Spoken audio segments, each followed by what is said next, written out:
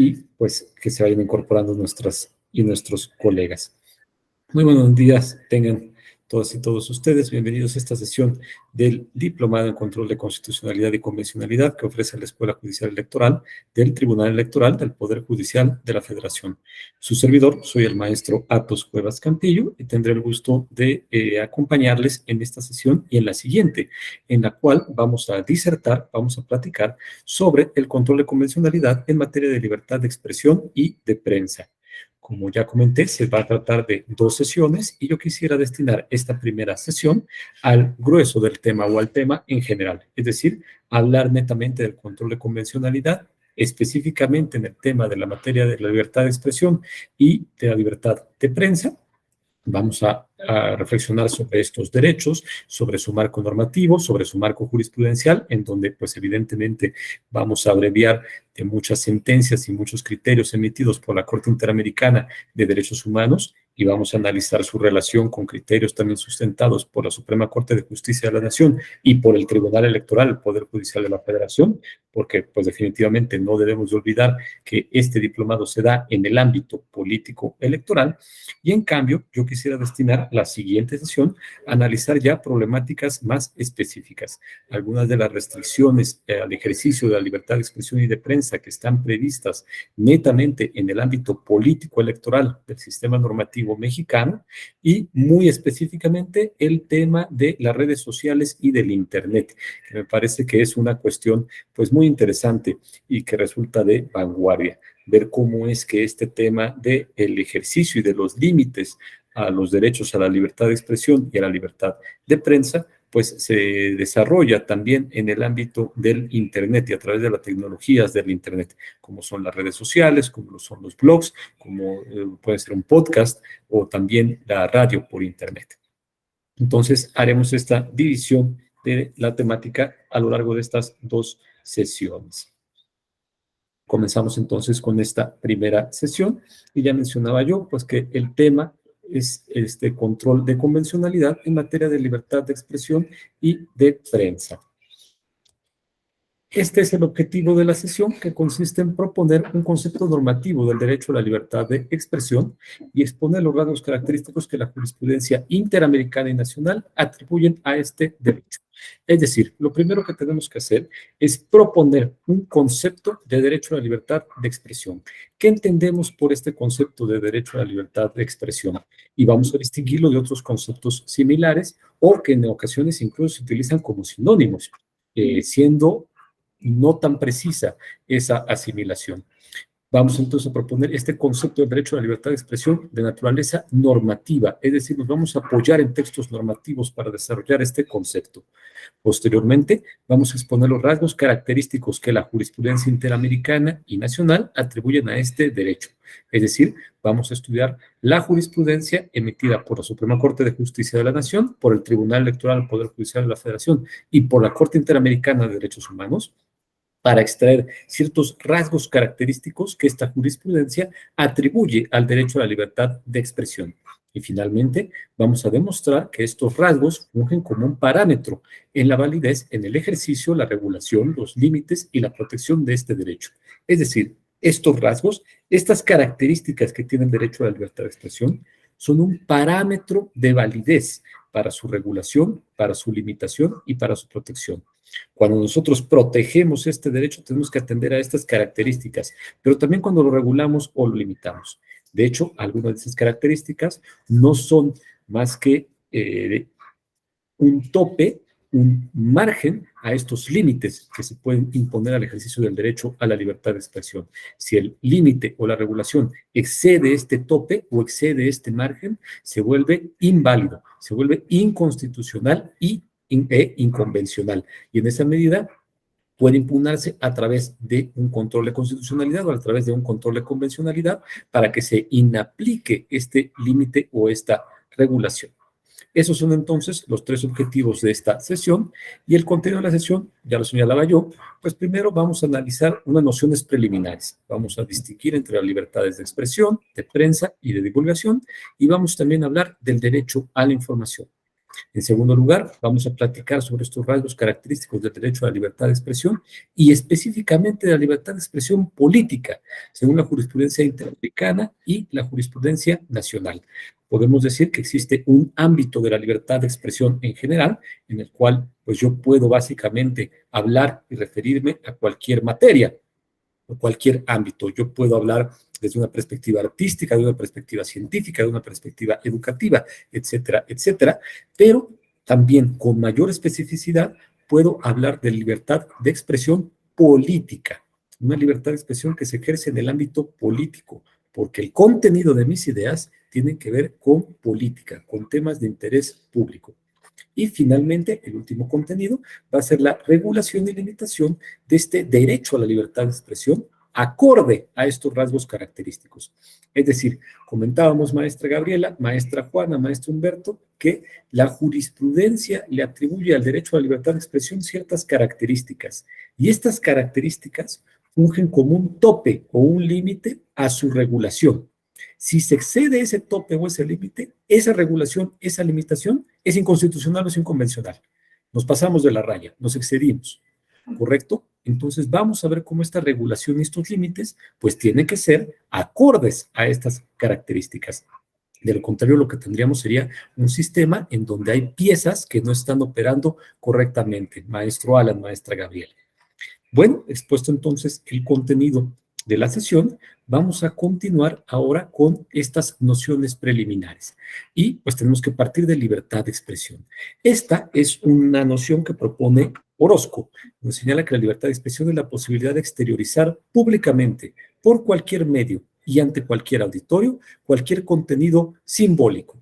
Es decir, lo que nos dice Orozco es una noción muy amplia de la libertad de expresión. Nos dice la posibilidad de exteriorizar públicamente por cualquier medio cualquier contenido simbólico. Es una noción amplísima de la libertad de expresión, maestra Gabriela. Significa que usted puede manifestar cualquier idea ante cualquier auditorio y por cualquier medio. Evidentemente, pues es una definición, ya lo decía, amplísima. Y por esto, un sector de la doctrina considera que la libertad de expresión es un género, es un concepto genérico que tiene varias especies o que tiene varias categorías. Y estas especies o categorías dependen del tipo de expresión. Entonces, un sector de la doctrina dice, existe la libertad de expresión como un género y sus especies son, por ejemplo, la libertad de prensa, que protege solo las expresiones que están escritas, como lo son los libros, o como también lo son los blogs, como lo son las publicaciones en redes sociales, pero solamente publicaciones que estén escritas. Y en cambio, dice este sector, existe la libertad de divulgación que protege las expresiones audiovisuales, como lo es esta transmisión que estamos teniendo, donde yo puedo ver a la maestra Gabriela, al maestro Humberto, a la maestra Juana, a la maestra Surizaday, ¿correcto? Entonces dice un sector, la libertad de expresión es un género que tiene varias categorías o varias especies, que incluye la libertad de prensa, la libertad de divulgación, incluso hablan en este sector de la doctrina de la libertad de pensamiento, maestra Gabriela, cuando usted piensa una idea, pero no la externa. Usted en este momento se pone a pensar en un helado de chocolate y dice, bueno, ¿tiene usted la libertad de pensar en un helado de chocolate? Pues sí, hombre, pero pues la verdad es que esa libertad es casi indefinible, porque uno únicamente la puede, o más bien el resto de las personas solamente pueden conocerla en la medida en la que usted exterioriza. Y entonces nos dice, estoy pensando en este momento en un helado de chocolate, ¿no? Pero si usted, en cambio, conserva su pensamiento, pues es totalmente libre, ¿no? Como dicen, bueno, es solamente en los sueños donde el hombre y la mujer pueden ser absolutamente libres, pues igual en el pensamiento. Entonces, insisto, este es un sector de la doctrina que dice hay que distinguir entre este género y estas especies. Pero la verdad es que estas son unas distinciones y una forma de pensamiento que ya está muy superada, ¿no? Esta era un sector de la doctrina que prevalecía en los años 70, en los años 80. Ya ahorita, pues la verdad es que para el siglo XXI esta distinción ya no nos queda tan útil. Porque bien lo decíamos, pues la libertad de pensamiento es absoluta prácticamente. Uno puede imaginarse lo que quiera y no exteriorizarlo. Pero también veamos las dificultades.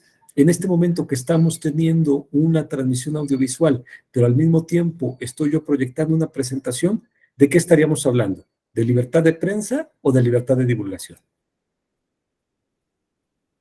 La verdad es que serían las dos, porque por una parte hay una transmisión audiovisual, pero también hay un material escrito. Si en este momento la maestra Gabriela escribiera algo en el chat, bueno, pues esa expresión estaría escrita y por lo tanto estaría protegida por la libertad de prensa, pero lo hace a través de un medio audiovisual, entonces también sería libertad de divulgación.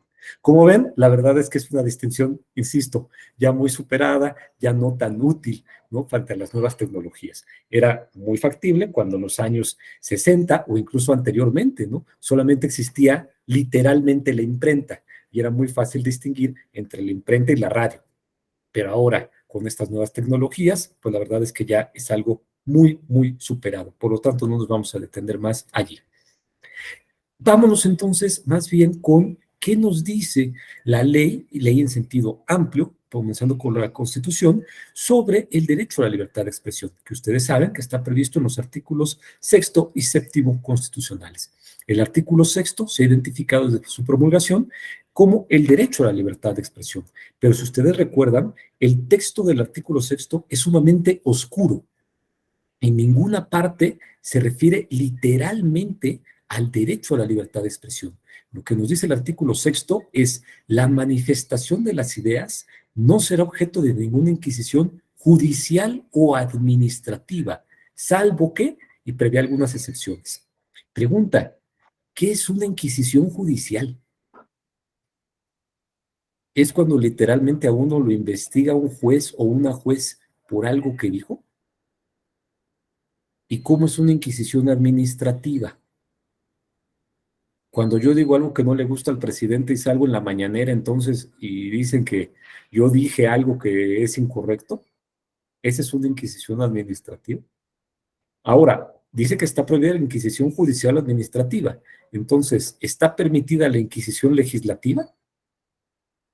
¿Diputadas y senadores sí pueden quemarme en leña verde por algo que yo haya dicho, conforme a la Constitución? Insisto, es un texto muy rebuscado y muy oscuro, este del artículo 6º. Sin embargo, desde 1917 se le ha identificado como el texto que tutela el derecho a la libertad de expresión. Y se combina con el artículo 7º, que recordarán ustedes que originalmente se refería a la libertad de imprenta. Hablaba literalmente de la libertad de imprenta y que los bienes de la imprenta no podían confiscarse. Nuevamente, pues recordemos que nuestra constitución vigente es de 1917 y la tecnología más actual en ese entonces, pues era literalmente la imprenta.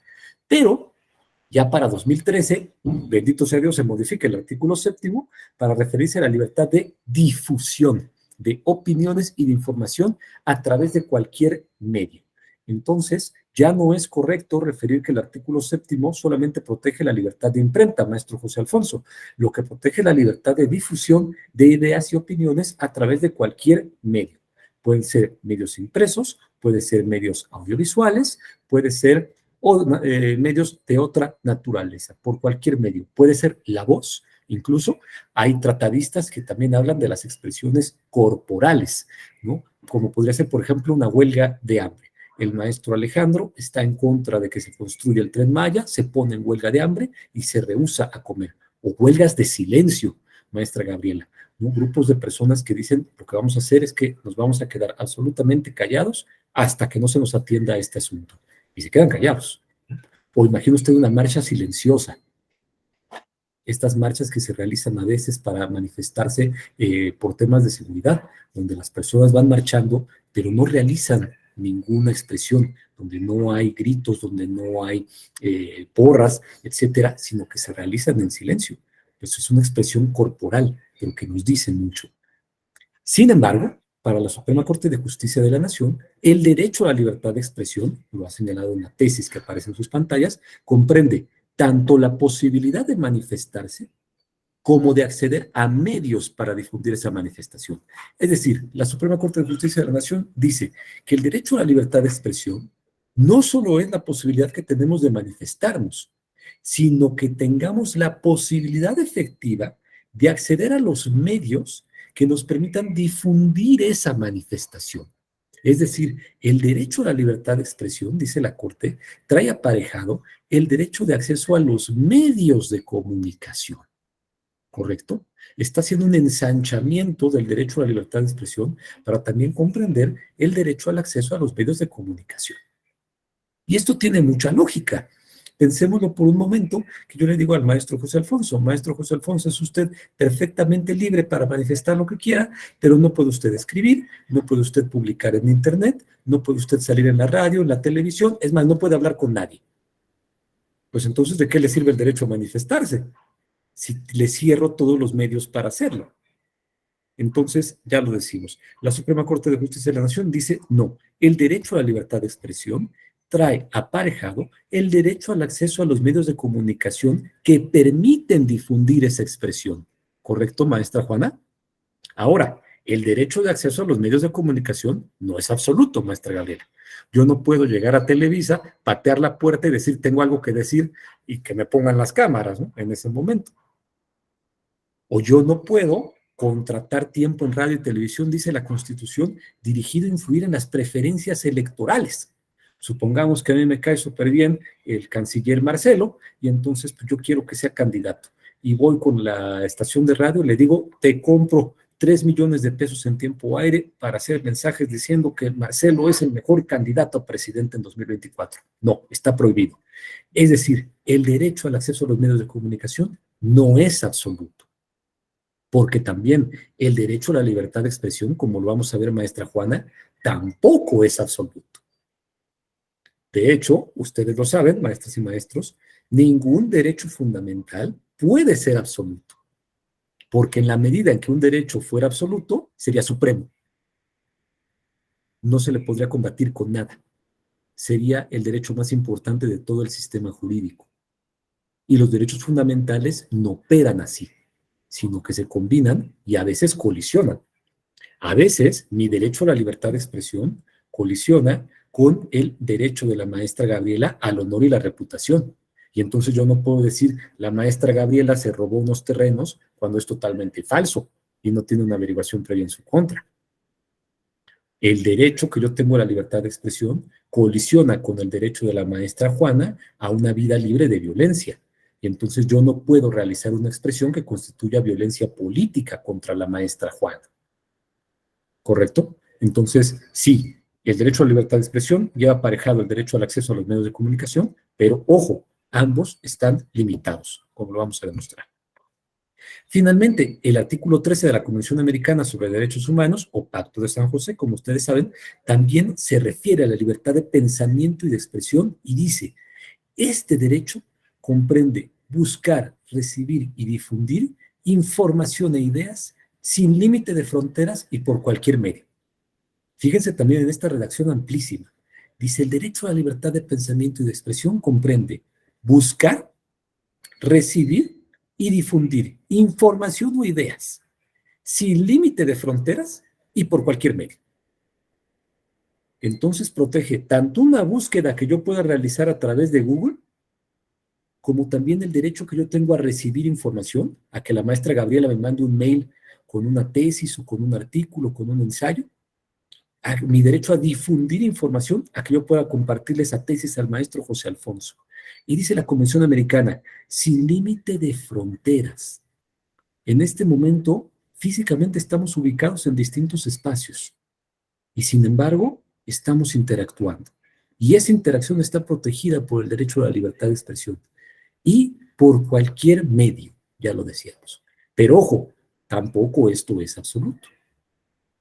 Yo no puedo también llegar con Mark Zuckerberg y decirle, como yo tengo cuenta en Facebook, yo quiero que tú me pongas todas estas publicaciones a diario en el Facebook de todas las personas. No, hay regulaciones y hay límites, ¿correcto? Pero fíjense la dimensión que le da la Convención Americana al derecho a la libertad de expresión. No solamente comprende el manifestarse, maestro Víctor, sino también el buscar y el recibir información e ideas. Entonces, vemos cómo se va ensanchando cada vez más. No solamente es nuestra capacidad de expresarnos, es nuestra capacidad de buscar información e ideas, recibirlas y pronunciarnos respecto de ellas. Porque además, como ustedes saben, así opera la comunicación. El maestro Víctor me dice una idea y yo le respondo. Él me responde a eso que yo le dije y así estamos interactuando. Si el maestro Víctor pudiera expresarse, pero yo no, pues la verdad es que nuestra comunicación estaría interrumpida, ¿correcto? No podríamos tener una auténtica comunicación. Pues bien, ya señalamos estos fundamentos normativos. Vamos ahora a comentar que precisamente hay una pluralidad de términos que podemos o nos puede llevar a la conclusión de que el derecho a la libertad de expresión involucra esta capacidad de difundir y recibir ideas. Y por lo tanto, dice la doctrina y lo reconoce la jurisprudencia, hay un vínculo natural, maestra Juana, entre la libertad de expresión y la libertad de divulgación. Ya lo decíamos, no solamente el derecho a que usted se exprese, sino que puede usted acceder a los medios que le permitan difundir esa expresión. Y por eso tiene que haber esta relación natural entre expresión y divulgación. Expresión es que yo en este momento le escriba un WhatsApp a uno de ustedes. Divulgación es que yo pueda mandar ese WhatsApp. Imagínense ustedes que me dijeran, tú puedes escribir todo lo que quieras en WhatsApp, pero no lo puedes transmitir. La maestra Gabriela puede poner lo que quiera en su blog, pero nadie lo puede leer. Muchas gracias, ¿no? Entonces, insisto, esta pluralidad de términos nos deben llevar a concluir que la libertad de expresión involucra la capacidad de difundir y de recibir ideas. Y esta noción o concepto normativo del derecho a la libertad de expresión deriva de cómo está regulado en textos jurídicos. Cómo lo regula la Constitución, cómo lo regula la Convención Americana. Podríamos señalar también, por ejemplo, la Declaración Universal de Derechos Humanos, el Pacto Internacional de Derechos Civiles y Políticos, y todos estos instrumentos normativos coinciden en dos puntos. Es decir, tanto la Constitución como los tratados que regulan la libertad de expresión coinciden en dos puntos, maestro Víctor. Primero, existen límites al ejercicio de este derecho. Ya lo decíamos, la libertad de expresión tiene que ser necesariamente un derecho limitado, no puede ser un derecho absoluto. Incluso en Internet, para que alguien se lo comente por favor a la señorita Justop y a otros influencers, el derecho a la libertad de expresión en Internet también está limitado, no puede ser absoluto, por naturaleza. ¿Por qué no puede ser absoluto, maestro Víctor? Porque ya lo decíamos, si fuera absoluto, entonces no habría ningún otro derecho que se pudiera hacer valer contra la libertad de expresión. Usted no podría nunca sentirse insultado o discriminado, sin importar lo que otras personas dijeran. Y esto nos llevaría a un sistema jurídico en el cual todos podríamos decir absolutamente cualquier cosa sin ningún límite. Pero imagínense las repercusiones de esto. Y ya lo estamos viendo en algunos países. Entonces, tanto la Constitución como los tratados coinciden en un primer punto, que es que el derecho a la libertad de expresión es limitado. Y el segundo, este vínculo que existe entre expresión y divulgación. Expresarse es manifestar la idea. Divulgar es poder comunicarla. Y con base en estos puntos, yo les propongo que definamos a la libertad de expresión en estos términos. Es la capacidad de la persona para externar y recibir ideas, información y de utilizar los medios apropiados para ello dentro de los límites válidamente establecidos por el sistema normativo. Es decir, es la capacidad de cualquier persona, primero, para externar y recibir ideas. Por una parte, externar, maestra Gabriela, como yo lo estoy haciendo, pero otra parte, recibir, como usted lo está haciendo ahorita, que hace favor de escuchar. Entonces, tiene estos dos aspectos, el externar y el recibir. Ideas e información, maestro José, que son pues, los rubros más amplios que podríamos utilizar de conceptos. Las opiniones, las afirmaciones, las críticas, etcétera. O es una idea o es una información. Y tenemos también, ya lo decíamos, la capacidad de utilizar los medios que consideremos apropiados para ello. Usted, si se quiere informar, puede utilizar la televisión, la radio, leer el periódico, consultar blogs. Salud, maestra Gabriela. Redes sociales, platicar con otras personas, interactuar, pertenecer a grupos, etcétera. Pero dentro de límites que son válidamente establecidos por el sistema normativo. Porque, ojo, también estos límites que se ponen a la libertad de expresión, maestra Juana, ya lo decíamos, tienen que ser válidos. Si el límite es inválido, es inconstitucional, es inconvencional y por lo tanto debe de ser inaplicado. ¿Correcto? Entonces, ¿hay límites a la libertad de expresión? Claro que sí, pero esos límites tienen que ser válidos. ¿Conforme a qué? Conforme al propio sistema, maestro Víctor. Bueno, pues ya tenemos entonces nuestro concepto normativo. Vamos a deshacerlo en elementos. Primero, aceptar, ya lo decimos, que el derecho a la libertad de expresión está limitado por otros derechos, por principios y valores, que pueden ser igualmente o incluso más valiosos en ciertos casos. ¿Como cuál? Como el derecho al honor y la reputación, maestro José Alfonso, o el derecho a la dignidad, que prohíbe las expresiones discriminatorias. Si ustedes buscan la jurisprudencia de la Suprema Corte, les va a señalar que el discurso homófobo, por ejemplo, es un discurso que está prohibido, y está prohibido porque es un discurso discriminatorio, es una expresión discriminatoria, maestra Gabriela. ¿Y cuáles son las expresiones discriminatorias? Aquellas que lesionan el honor o la reputación de una persona o de un grupo apoyándose en un estereotipo, en un racismo. Es para efecto de la exposición. Perdón por lo que voy a decir, pero es para ejemplo de ejemplificar. Todos los indios son unos ignorantes. Fíjese qué expresión tan dura. Es una expresión totalmente discriminatoria, porque lo que yo estoy diciendo es que todas las personas indígenas parto de que no tienen alguna formación, y ni siquiera eso, que ignoran, que no tienen ningún tipo de conocimiento, maestro Víctor. Fíjese el tamaño de la expresión discriminatoria que estoy diciendo. Evidentemente, no puede ser una expresión permitida, ¿no? O como el fraude, maestra Juana, que es un delito. Yo le vendo a usted la supercomputadora y le digo que tiene una especial capacidad y que usted siempre va a poder conectarse a internet, que es maravillosa, etcétera, etcétera. Y cuando usted la compra, ni siquiera enciende. Pues yo no puedo decir, es que bajo la libertad de expresión, pues yo nada más le describí cómo era la computadora, pero no era cierto, le mentí. Eso es fraude y es delito. Entonces, estos límites que hay a la libertad de expresión siempre protegen un derecho, un principio o un valor que es igual de importante que la libertad de expresión o a veces hasta más importante, maestra Gabriela.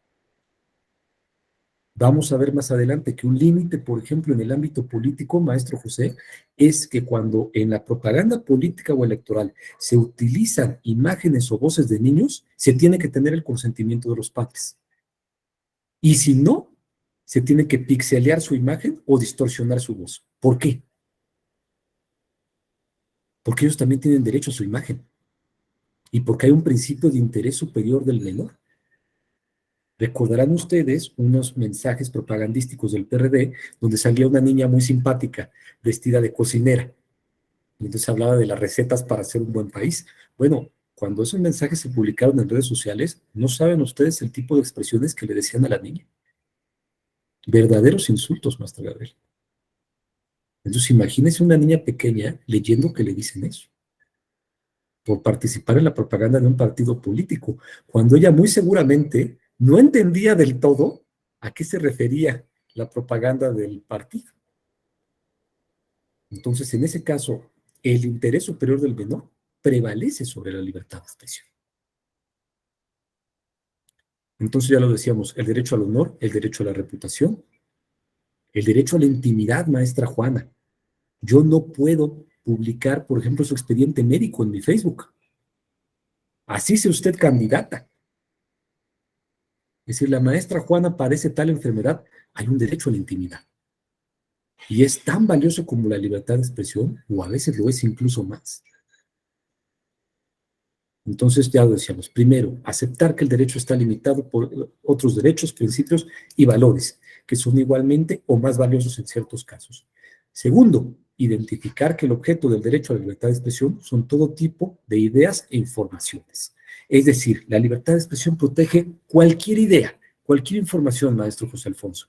Un dato, usted me diga, Gallos Blancos ha ganado últimamente 35 partidos consecutivos, pues eso es un dato. La afirmación de un hecho. Este domingo va a haber una marcha de personas que se manifiestan a favor del Instituto Nacional Electoral. Una opinión, simplemente decir, yo opino que el modelo de comunicación política vigente es lesivo del derecho a la libertad de expresión. Es un juicio subjetivo, una mera opinión. Pero también expresiones artísticas. Símbolos, maestra Gabriela, ¿no? El símbolo del amor y paz, por ejemplo, que es muy conocido. O si usted hace un logotipo, pues ese logo también está protegido por el derecho a la libertad de expresión. Tercero, esta noción nos permite concluir que se incluye, ya lo decíamos, el derecho al acceso y uso a los medios de comunicación. E incluso, dice también un sector de la doctrina, el derecho a que exista un pluralismo de medios de comunicación, a que existan varios medios de comunicación, maestra Juana, cada vez más medios, cada vez más radios, cada vez más televisión, cada vez más periódicos, más proveedores de internet, etcétera, etcétera. Este sector de la doctrina lo que plantea es lo siguiente. Imagínese, maestra Juana, ¿qué pasa cuando usted tiene una sola televisora en un país? Consideremos que la televisión todavía sigue siendo, según el INEGI, el principal medio de comunicación en México, debido a cierto rezago tecnológico que tenemos. Es el medio que llega a más personas, el más poderoso. ¿Se imagina usted si hubiera una sola televisora? Y si además la televisora se pusiera de acuerdo con el gobierno en turno, ¿qué enorme poder tendrían? En cambio, ¿qué necesita usted? Pluralidad de medios, varias televisoras, varios radios, varios periódicos. ¿Para qué? Para que haya pluralidad de ideas. Y entonces usted puede leer desde La Jornada hasta el Reforma, que son diametralmente opuestos. Usted puede ver las noticias en el canal 2, en el canal 11, en el canal 22 o en el 13 y ver cuál le gusta más. Puede usted escuchar a distintos locutores y locutoras y quedarse con el que más le guste. Entonces, insisto, este sector de la literatura dice, no solamente tiene que haber un derecho de acceso a los medios de comunicación, tiene que haber un derecho al pluralismo de los medios de comunicación, maestra Gabriela. Y lo mismo sería aplicable en Internet, que existan varios blogs, varias radios digitales, varios podcasts, varios perfiles. Porque si todos fuéramos bajo la misma línea, pues entonces básicamente compartiríamos las mismas ideas. Esto nos puede parecer muy básico, pero piense, por ejemplo, usted en otros países, maestra Gabriela. Venezuela. ¿Qué le pasó a Radio Caracas? En el momento en que empezó a criticar al presidente, se acabó esta concesión, se cierra la estación de televisión, adiós. Piense usted en Cuba, maestro José Alfonso. ¿Cuántas estaciones de radio habrá en Cuba? Pues quizás 2, 4, ¿no? Y la primera que diga algo en contra del régimen, se cierra la estación de radio, es más, se destruye, se desmantela y se acabó la discusión. En Rusia, maestra Juana, ¿cuántos canales de televisión habrá? ¿Y qué le pasa al canal de televisión que se atreve a criticar al presidente Putin? Pues de entrada todos los directivos del canal se ganan un viaje todo pagado a Siberia, ¿no? Cierran la estación, el canal de televisión, lo desmantelan y se acabó. Sí, maestra Gabriela, por favor.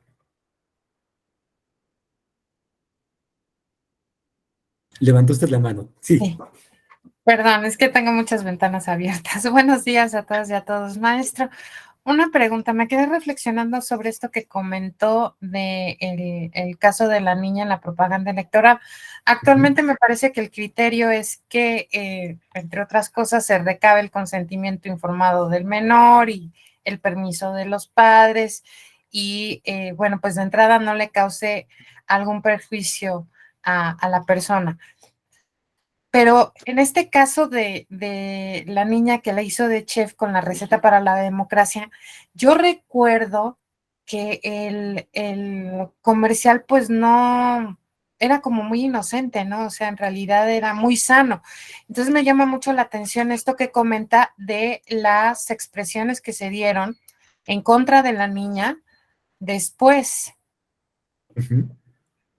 Y estoy pensando, bueno, ¿qué opinión le merece que los criterios que actualmente prevalecen para proteger el interés superior del niño son suficientes, no son suficientes?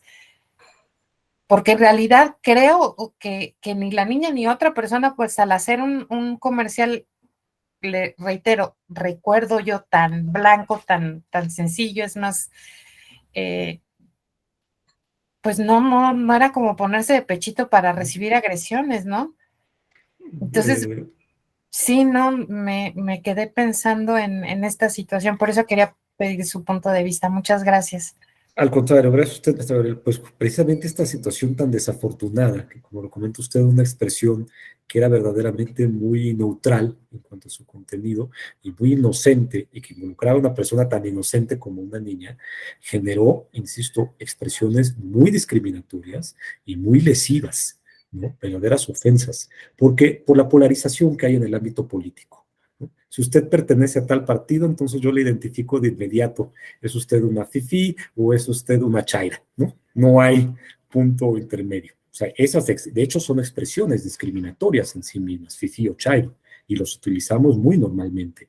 Entonces, sí, en efecto, lo que ocurrió fue que se dirigieron estas expresiones a la menor, y es a partir de entonces cuando se establece por parte del INE del tribunal el protocolo para la protección de menores que aparecen en estos mensajes, ya sea por radio, televisión o internet, y eso desencadena toda una serie de jurisprudencias y las medidas que usted comenta, que están vigentes, que me parecen muy adecuadas y muy necesarias. Como usted sabe, no solamente se necesita el consentimiento del padre o los tutores, sino también explicarle a los menores en qué están participando. Por ejemplo, el Instituto de la Ciudad de México también utilizó a menores para una propaganda. Pero entonces lo que hicieron fue un ejercicio muy interesante. Los llevaron a conocer al instituto, literalmente las instalaciones, ¿no? Que bueno, pues estos son las consejeras, los consejeros, los saludaron, los acompañó el consejero presidente, vieron que estaban todos los partidos, los llevaron al salón del Consejo General para que vieran que todos estaban ahí sentados, los metieron en una sesión para que vieran cómo platicaban, interactuaban. Le dijeron, bueno, lo que queremos es que ustedes aparezcan en un mensaje hablando precisamente de este instituto, de lo que hace, de que nos sentamos a deliberar, a platicar, de que están los partidos, etcétera, etcétera, ¿no? Entonces hubo ese acercamiento con ellos para que comprendieran en lo que estaban participando.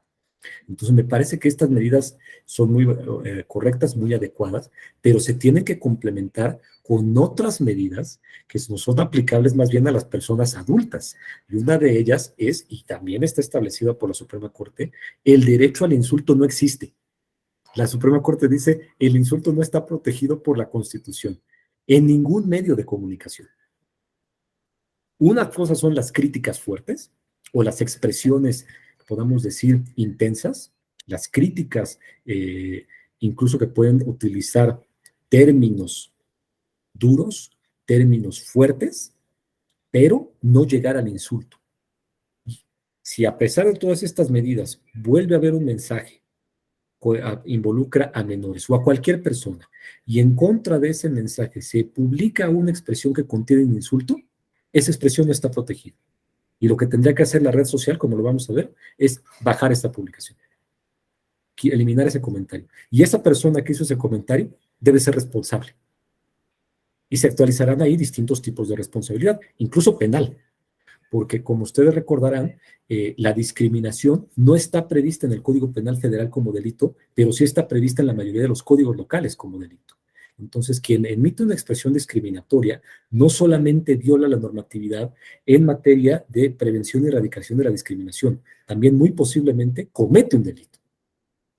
Entonces, este tipo de expresiones, maestra Gabriela, generan varios tipos de responsabilidades. Lo que me parece que hace falta, pero ya vamos caminando hacia allá, es hacer responsables a las personas por esas expresiones, verdaderamente responsables. Vamos a ver un poquito más adelante, conforme desarrollamos la exposición, cómo es que, nuevamente, estos límites a la libertad de expresión sirven para proteger otros derechos. ¿Correcto? Muchísimas gracias por su participación. Y ya para terminar, este concepto normativo también implica, pues, prever precisamente que los límites que se establezcan en libertad de expresión tienen que ser válidos, es decir, tienen que ser acorde con los requisitos que fija los tribunales nacionales y la Corte Interamericana vía jurisprudencia. Tampoco puedo limitar la libertad de expresión de forma absoluta, maestro José Alfonso, y decir, por ejemplo, usted no puede criticar a ninguna persona en el gobierno. Ese es un límite absoluto, porque significa que usted únicamente puede emitir comentarios positivos sobre el gobierno. y nunca un comentario negativo.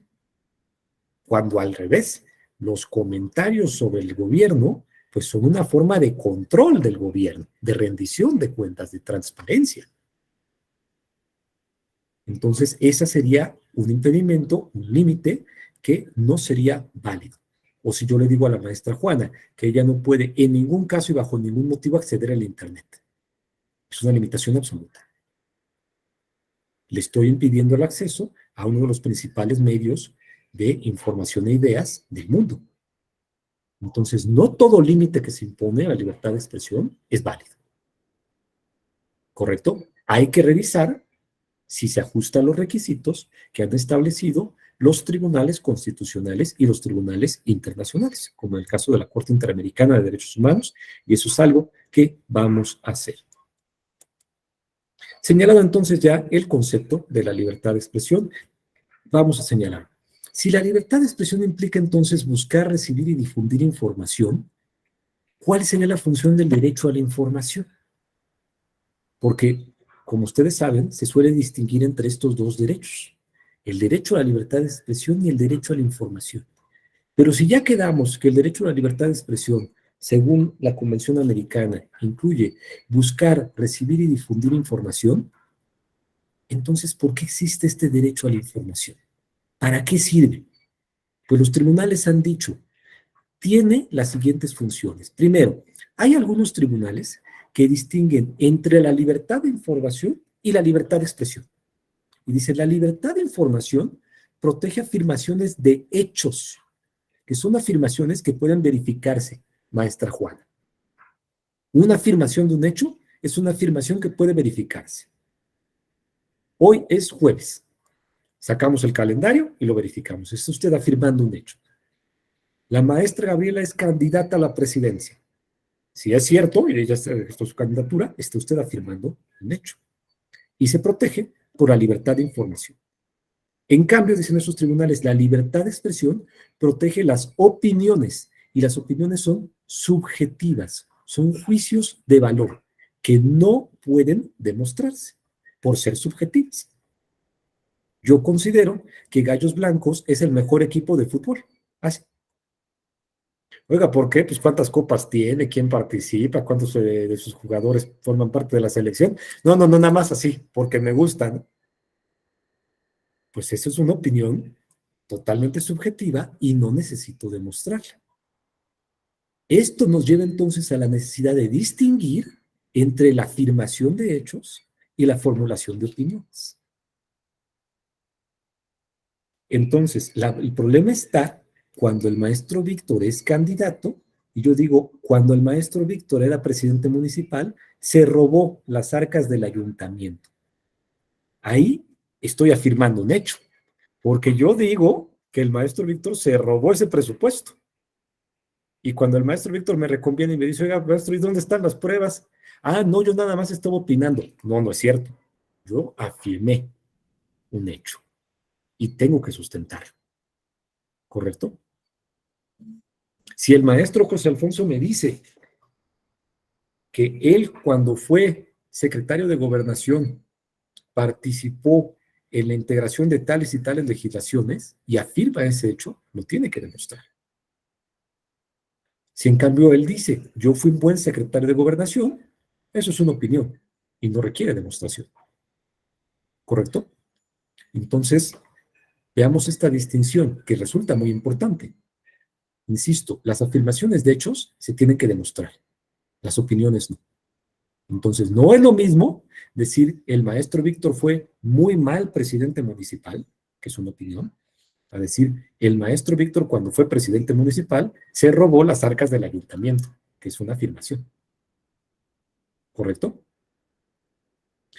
Esa es una distinción que hacen algunos tribunales. Pero también hay algunos tribunales que señalan, es mejor entender el derecho a la información como una extensión del derecho a la libertad de expresión, que lo potencializa, lo enriquece, lo aumenta.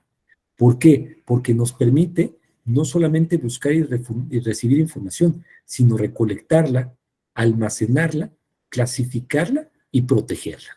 Es decir, nos permite más conductas. En este momento, detrás de la maestra Gabriela hay un librero. en ese librero ya tiene información, tiene varios libros. Y esos libros están clasificados, son custodiados por la maestra Gabriela, y ella se los presta a quien quiera. Y si no quiere, no se los presta a nadie y los guarda. Es su derecho a la información. Muy seguramente todas y todos tenemos en nuestra computadora carpetas, ¿no? Algunos más ordenados que otros. Pero tenemos carpetas y adentro tenemos distinta información. Las fotos de las vacaciones, las cuentas de la luz, del agua, etcétera, nuestras cuentas bancarias, información de nuestros trabajos. Entonces nosotros clasificamos, archivamos y protegemos nuestra información. En ese aspecto estaríamos hablando ya del derecho a la información y no del derecho a la libertad de expresión. Vean ustedes cómo señala el artículo 6º, párrafos 1 y 2. Toda persona tiene derecho al libre acceso e información plural y oportuna. Fíjense, antes de dar la palabra a la maestra Gabriela, cómo la Constitución describe la información como plural y oportuna, así como a buscar, recibir y difundir información e ideas de toda índole por cualquier medio de expresión. Nos podemos compartir ideas e información de toda índole a través de cualquier medio. Ojo, con límites. Yo no puedo compartirle al maestro Víctor cómo armar una bomba. O no puedo compartirle al maestro José Alfonso los puestos estratégicos de la Guardia Nacional, que es información de seguridad nacional. O no puedo difundir pornografía infantil, maestra Gabriela. Entonces, también el derecho a la información tiene límites. Ojo. Sí, por favor, usted misma, maestra Gabriela. Adelante. Muchas gracias. Me surgía la duda en la cuestión de la definición de la libertad de expresión, porque el artículo 19 de la Declaración Universal menciona que todo individuo tiene derecho a la libertad de opinión y de expresión.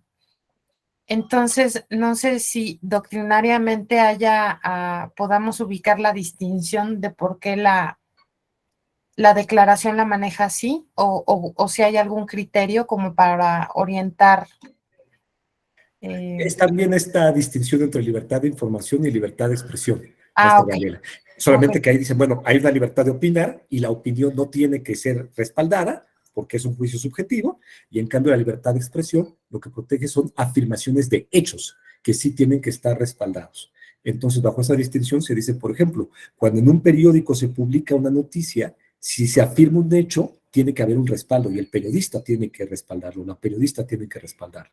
Usted dice que el Tren Maya va a afectar pueblos y comunidades indígenas y lo publica, pues necesita un respaldo. Entrevistas con los pueblos y las comunidades, un estudio que haya realizado alguna organización, la manifestación de algún poblador de esos pueblos o comunidades, etcétera. Y en esa medida protege su libertad de expresión. En cambio, la libertad de opinión, como es subjetiva, pues es más amplia. A mí me parece que Guns N' Roses es un excelente grupo de música y no necesito yo estarlo sustentando. Es que tienen tantos discos y tuvieron tantos éxitos, etcétera, etcétera. Es una opinión, simplemente, ¿no?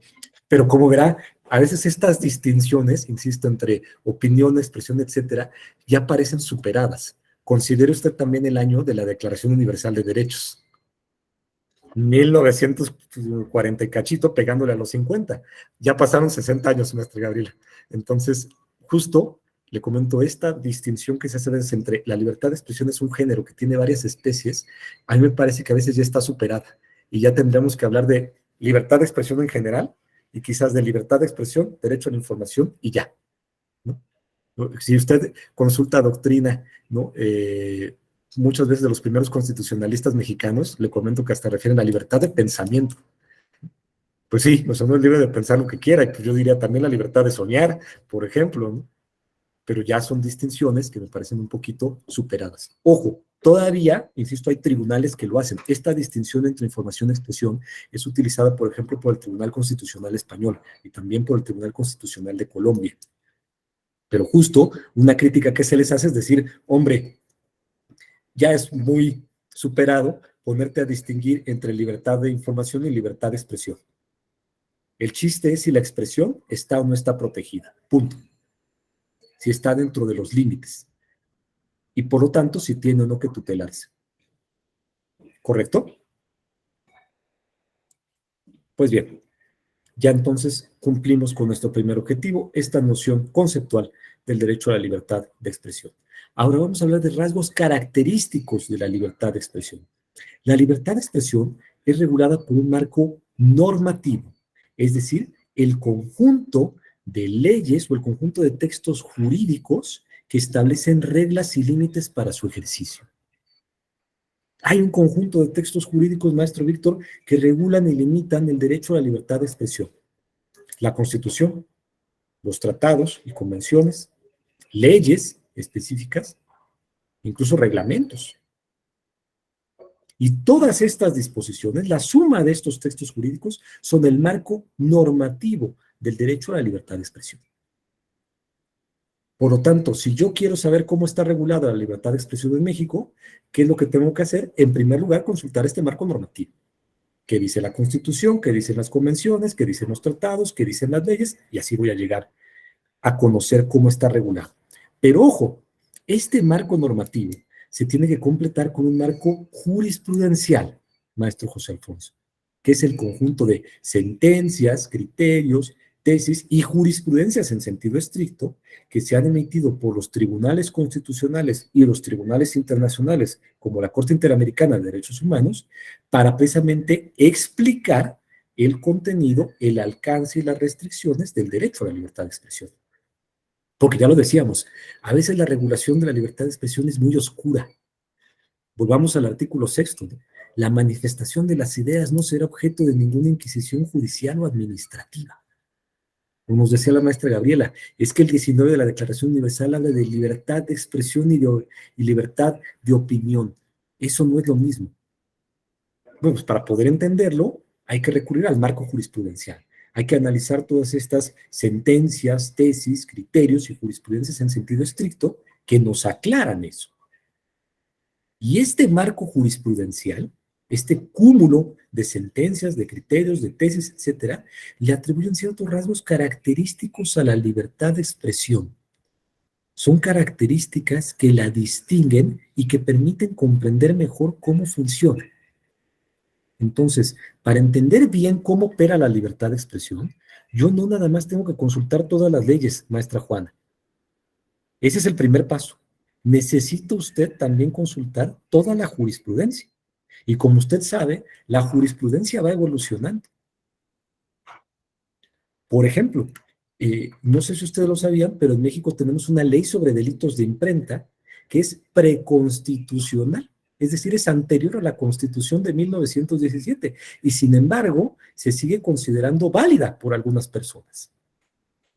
Pero imagínense que esta ley se emitió en 1917. Entonces habla de delitos de imprenta refiriéndose literalmente a una imprenta. Y habla, por ejemplo, sobre la moral y sobre cuáles son las expresiones contrarias a la moral, maestro Víctor. Pero no es lo mismo la moral de 1917 que la moral en 2022. Entonces, esa ley se tiene que interpretar conforme al marco jurisprudencial actual. O ya lo decíamos, hasta el año 2013, nuestro artículo 7º también seguía hablando de imprenta. Y sin embargo, pues ya estábamos en los años 90. Entonces, para no quedarnos cojos, para no quedarnos cortos, el marco normativo se tiene que completar con el marco jurisprudencial. Y tenemos que tomar en cuenta que precisamente al limitar o al regular este derecho, ese marco jurisprudencial se vuelve un parámetro para la validez de los límites. Es decir, es la Suprema Corte de Justicia, es el Tribunal Electoral, es la Corte Interamericana quien me va a decir cuáles son los límites correctos al ejercicio de la libertad de expresión. Y cuando en cambio estoy frente a un límite que es excedido y que le está afectando. ¿Correcto? Bueno, vamos a continuar entonces señalando cuáles son estos rasgos característicos. Primero, la libertad de expresión posee una doble dimensión en su ejercicio. Están viendo ustedes la característica y, entre paréntesis, el caso de la Corte Interamericana de Derechos Humanos, de donde proviene esta característica o esta idea, el caso Olmedo Bustos contra Chile. La doble dimensión del ejercicio de la libertad de expresión significa lo siguiente, maestra Gabriela. Este derecho tiene una dimensión individual que consiste en la posibilidad que usted tiene de manifestarse. Ahorita que formuló usted su comentario, se manifestó, ejerció su libertad de expresión en forma o en dimensión individual. Pero hay también una dimensión colectiva o social, que es el derecho que tenemos el resto de las personas a escucharla, a conocer su opinión. Imagínense que dijéramos, la maestra Gabriela puede expresarse todo lo que quiera, pero nadie puede escucharla. Es como ponerla en una isla. Es cortar totalmente la comunicación con usted. Entonces, cuando usted se expresa, no solamente está ejerciendo su derecho en la dimensión individual, sino que aquellos que le escuchamos estamos ejerciendo nuestro derecho colectivo social a escucharla. ¿Correcto? La dimensión individual es de la persona que se expresa. La dimensión colectiva o social es el derecho que tiene la comunidad a recibir esa expresión y a interactuar con ella. El caso Olmedo Bustos contra Chile es también conocido como el caso de la última tentación de Cristo. No sé si alguna o alguno de ustedes está familiarizado con el caso. Usted sí, maestra Gabriela.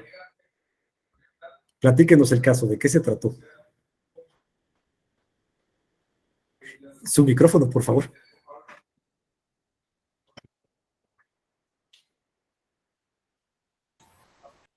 Precisamente me estaba acordando de, sí, ya leí la sentencia, pero a ver, deme una ayudadita para seguirnos. Si se acuerda usted, el tema era el siguiente. La Constitución chilena, o sea, fíjense ustedes, la Constitución le daba facultades al gobierno chileno para poder revisar películas y poder censurarlas. Es decir, el gobierno, antes que saliera la película en el cine, podía revisarlas y podía establecer un sistema de censura, llegando incluso a prohibir ciertas películas. Se permite o se autoriza una película que se llama La Última Tentación de Cristo, que se basa en un libro de un autor griego. Y la película y el libro lo que postulan es pues una vida alternativa de Jesucristo. En lugar que él muera en una cruz, él decide que pues esa no es una buena idea y mejor pues se baja de la cruz, tiene hijos con María Magdalena, vive toda su vida, etcétera, pero al final se destruye el mundo. Entonces decide que sí se va a regresar al momento de la crucifixión, ¿no? Pues se exhibe la película, pero una serie de personas no están de acuerdo y presentan una queja ante el gobierno chileno y el gobierno chileno retira la película de los cines, prohíbe que se vea.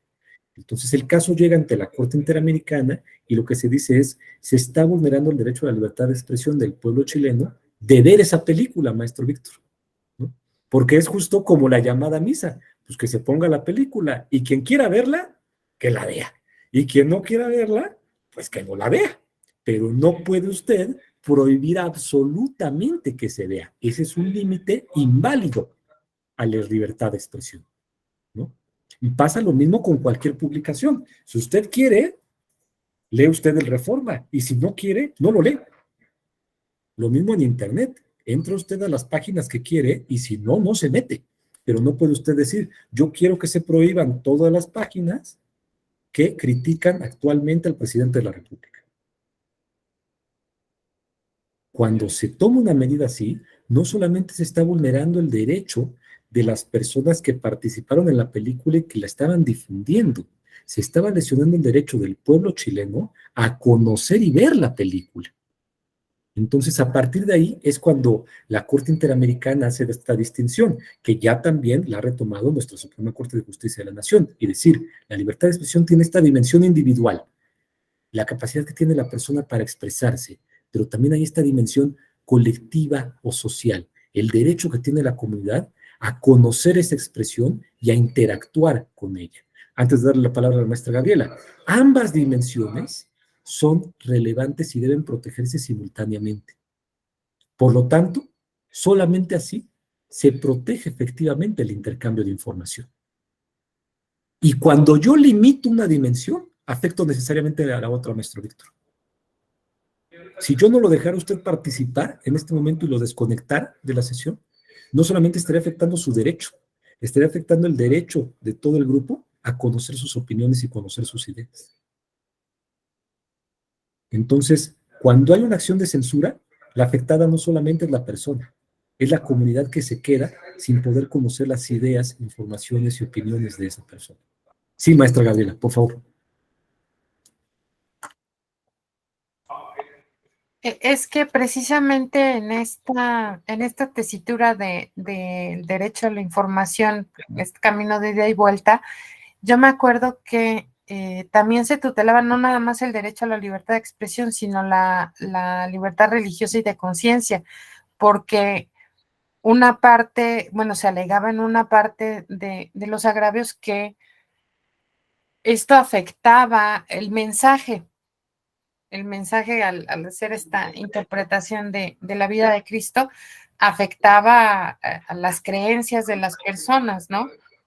Entonces, eh, pues parece ser, son temas bien delicados, ¿no? Pues ahorita tenemos en la corte la cuestión esta de los nacimientos. Es precisamente, son casos que enfrentan estos derechos fundamentales, maestra Gabriela. Hasta dónde el derecho a la libertad de expresión y hasta dónde el derecho también a la libertad de culto, ¿no? Y muchas veces se ha señalado que la libertad de expresión comprende el poder señalar expresiones que son incómodas o indeseadas por otras personas. Y eso incluye expresiones que cuestionen el culto de otras personas, ¿no?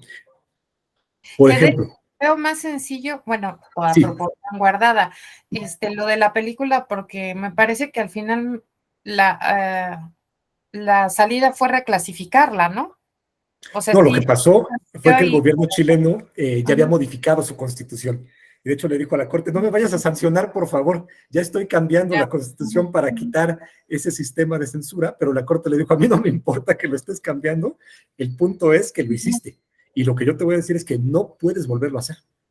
O sea, qué bueno que vas a cambiar la constitución, pero eso no te quita la sentencia, ¿no?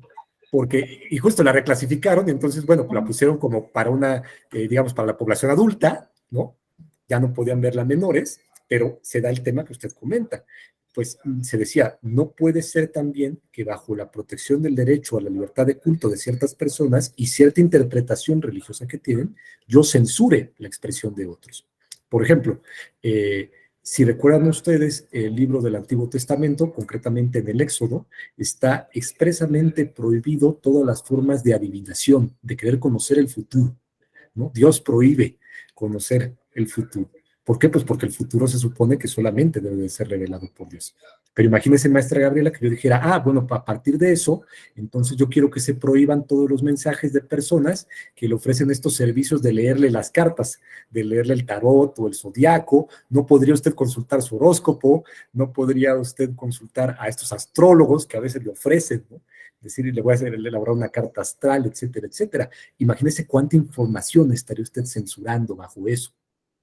Y el problema sería que si se permite respecto de cierto libro religioso, se tendría que permitir cierto de todo, respecto de todos. Además, ¿qué libro religioso aplicaría usted? ¿El Antiguo Testamento? ¿La Biblia completa? ¿El Corán? ¿El Talmud? Precisamente aquí por eso también tenemos el principio de separación de iglesia y Estado, ¿no? Que muy seguramente va a aparecer en el caso que usted comenta. Es decir, a ver, aquí precisamente hay un principio de laicidad en el sentido de que ninguna religión puede ser promovida por el Estado más allá de otras. Por lo tanto, yo tengo que permitir la libertad de expresión de todas las religiones. Va a haber, definitivamente, pues choques, pero esos choques también se pueden dar y se deben de dar dentro de ciertos límites, ¿correcto? Porque incluso también podemos debatir sobre materia religiosa. El problema está cuando ese debate excede los límites y ya caemos en insultos, expresiones discriminatorias, amenazas, etcétera, etcétera. Pero sí, tiene usted razón, o sea, no solamente involucró la libertad de expresión, involucró muchos derechos, la libertad de asociación también, porque decían, bueno, nosotros somos un cineclub y queremos ver la película y hacer una crítica desde el punto de vista artístico, qué tan buena es la película, más allá del tema religioso. Correcto. Entonces, bajo la doble dimensión, el sujeto beneficiario no es solo quien comunica, sino quien recibe la expresión. Véalo también, maestra Gabriela, por ejemplo, con los narcocorridos, cuando se han censurado. El autor del narcocorrido dice, no solamente se me afecta a mí, que fui quien hice la canción, se le afecta a las personas a las que les gusta escuchar la canción. Y pues pasa lo mismo, ¿no? Muy su gusto en música. No sé si conocen ustedes una canción del Instituto Mexicano del Sonido, que se llama México. El coro de la canción dice: verde de mota, blanco de coca, estado fallido campeón. Orgullosos mueren tus hijos al sonoro rugir del cañón. Fíjese lo duro que es la canción. Y en algunas estaciones de radio no se estaba difundiendo. Sin embargo, se decía, hay que difundirla. ¿Por qué? Porque no solamente tiene derecho el Instituto Mexicano del Sonido a difundir la canción y también la estación de radio. Las personas a las que les gusta la canción tienen derecho a escucharla. Y podemos incluir de ahí varios grupos musicales, ¿no? Molotov, que fue en su momento también censurado, Café Tacuba, etcétera. Maestra Gabriela, por favor. Pero, maestro, ahí entrarían, digamos, en un extremo, ¿en qué momento estas expresiones pueden convertirse en discurso de odio o en apología del delito, ¿no? También, precisamente, está o no está tocando los límites. El discurso de odio en particular, maestra Gabriela, yo realicé un estudio junto con otra persona acerca de qué significa el discurso de odio en México. Porque si revisa usted la jurisprudencia del Tribunal de la Suprema Corte, no es del todo clara. Entonces nos fuimos a las sentencias específicamente. La conclusión a la que llegamos es que discurso de odio en México significa una expresión en la cual usted amenaza con ejercer violencia y afectar los derechos de una persona o un grupo de personas con base en una característica o en una categoría sospechosa, usualmente la raza. Es decir, no solamente es una expresión discriminatoria, va más allá de una expresión discriminatoria porque usted amenaza con ejercer violencia contra una persona por motivo de su raza, de su sexo, de sus creencias, etc. Voy a poner un ejemplo también, únicamente para efectos de la sesión. Disculpen ustedes la expresión. La expresión discriminatoria es no aguanto a los indios, maestro Humberto. Me caen mal los indios. Fíjese qué expresión tan discriminatoria respecto a las personas indígenas. Discurso de odio, maestra Gabriela, es decir, hay que matar a los indios. O no hay que dejar que los indios voten. Fíjese cómo es más allá. Es, vamos a hacerle daño a estas personas o vamos a lesionar sus derechos por el tipo de personas que son. Eso es discurso de odio en México. Entonces, es la expresión más extrema que puede usted emitir según el sistema jurídico mexicano. Sí, por favor, le escucho. Disculpe, en este estudio que hizo, porque menciona, es la amenaza de ejercer violencia.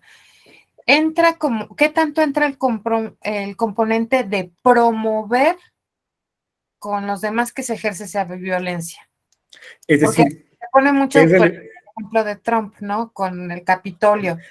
Es que justo, discurso de odio no es lo mismo que hate speech. Aunque sea una traducción literal, en esta investigación lo que determinamos es que el hate speech, que es donde comienza la figura, pertenece al sistema jurídico norteamericano. Y ahí, bajo las reglas de la Suprema Corte Americana, es muy difícil que se actualice la figura, porque incluso lo que la Suprema Corte Norteamericana permite son expresiones que aquí no estarían permitidas. En Estados Unidos, la Suprema Corte prohíbe que el Estado emita una legislación en la cual prohíba ciertas expresiones en específico. Es decir, no puede el Estado prohibir ciertas expresiones específicas, incluso cruces suásticas y cruces ardientes, que como usted sabe representan al Ku Klux Klan. Cuando el Estado emite ese tipo de reglas, se consideran inválidas por la Suprema Corte Americana. En cambio, fíjese cómo en México es totalmente opuesto.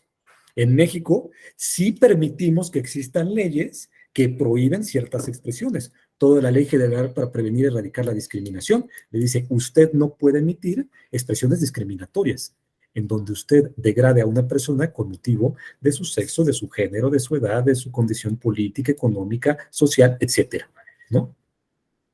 Entonces, fíjese cómo son figuras distintas, maestra Gabriela, ¿no? Y el discurso de odio en México, precisamente así lo identificamos. Ahora, creo que entiendo un poco lo que usted me quiere señalar. ¿Es relevante o no que al final se actualice la violencia? No. Basta con que yo exprese para que en ese momento ya esté cometiendo una violación y un delito. Con que yo diga, ¿Vamos a golpear a esos fifís? No importa si nadie más me sigue. Y al final incluso me meten una golpiza. Eso no es relevante. Con que yo lo haya dicho, ya es suficiente. Ya se actualizó el discurso.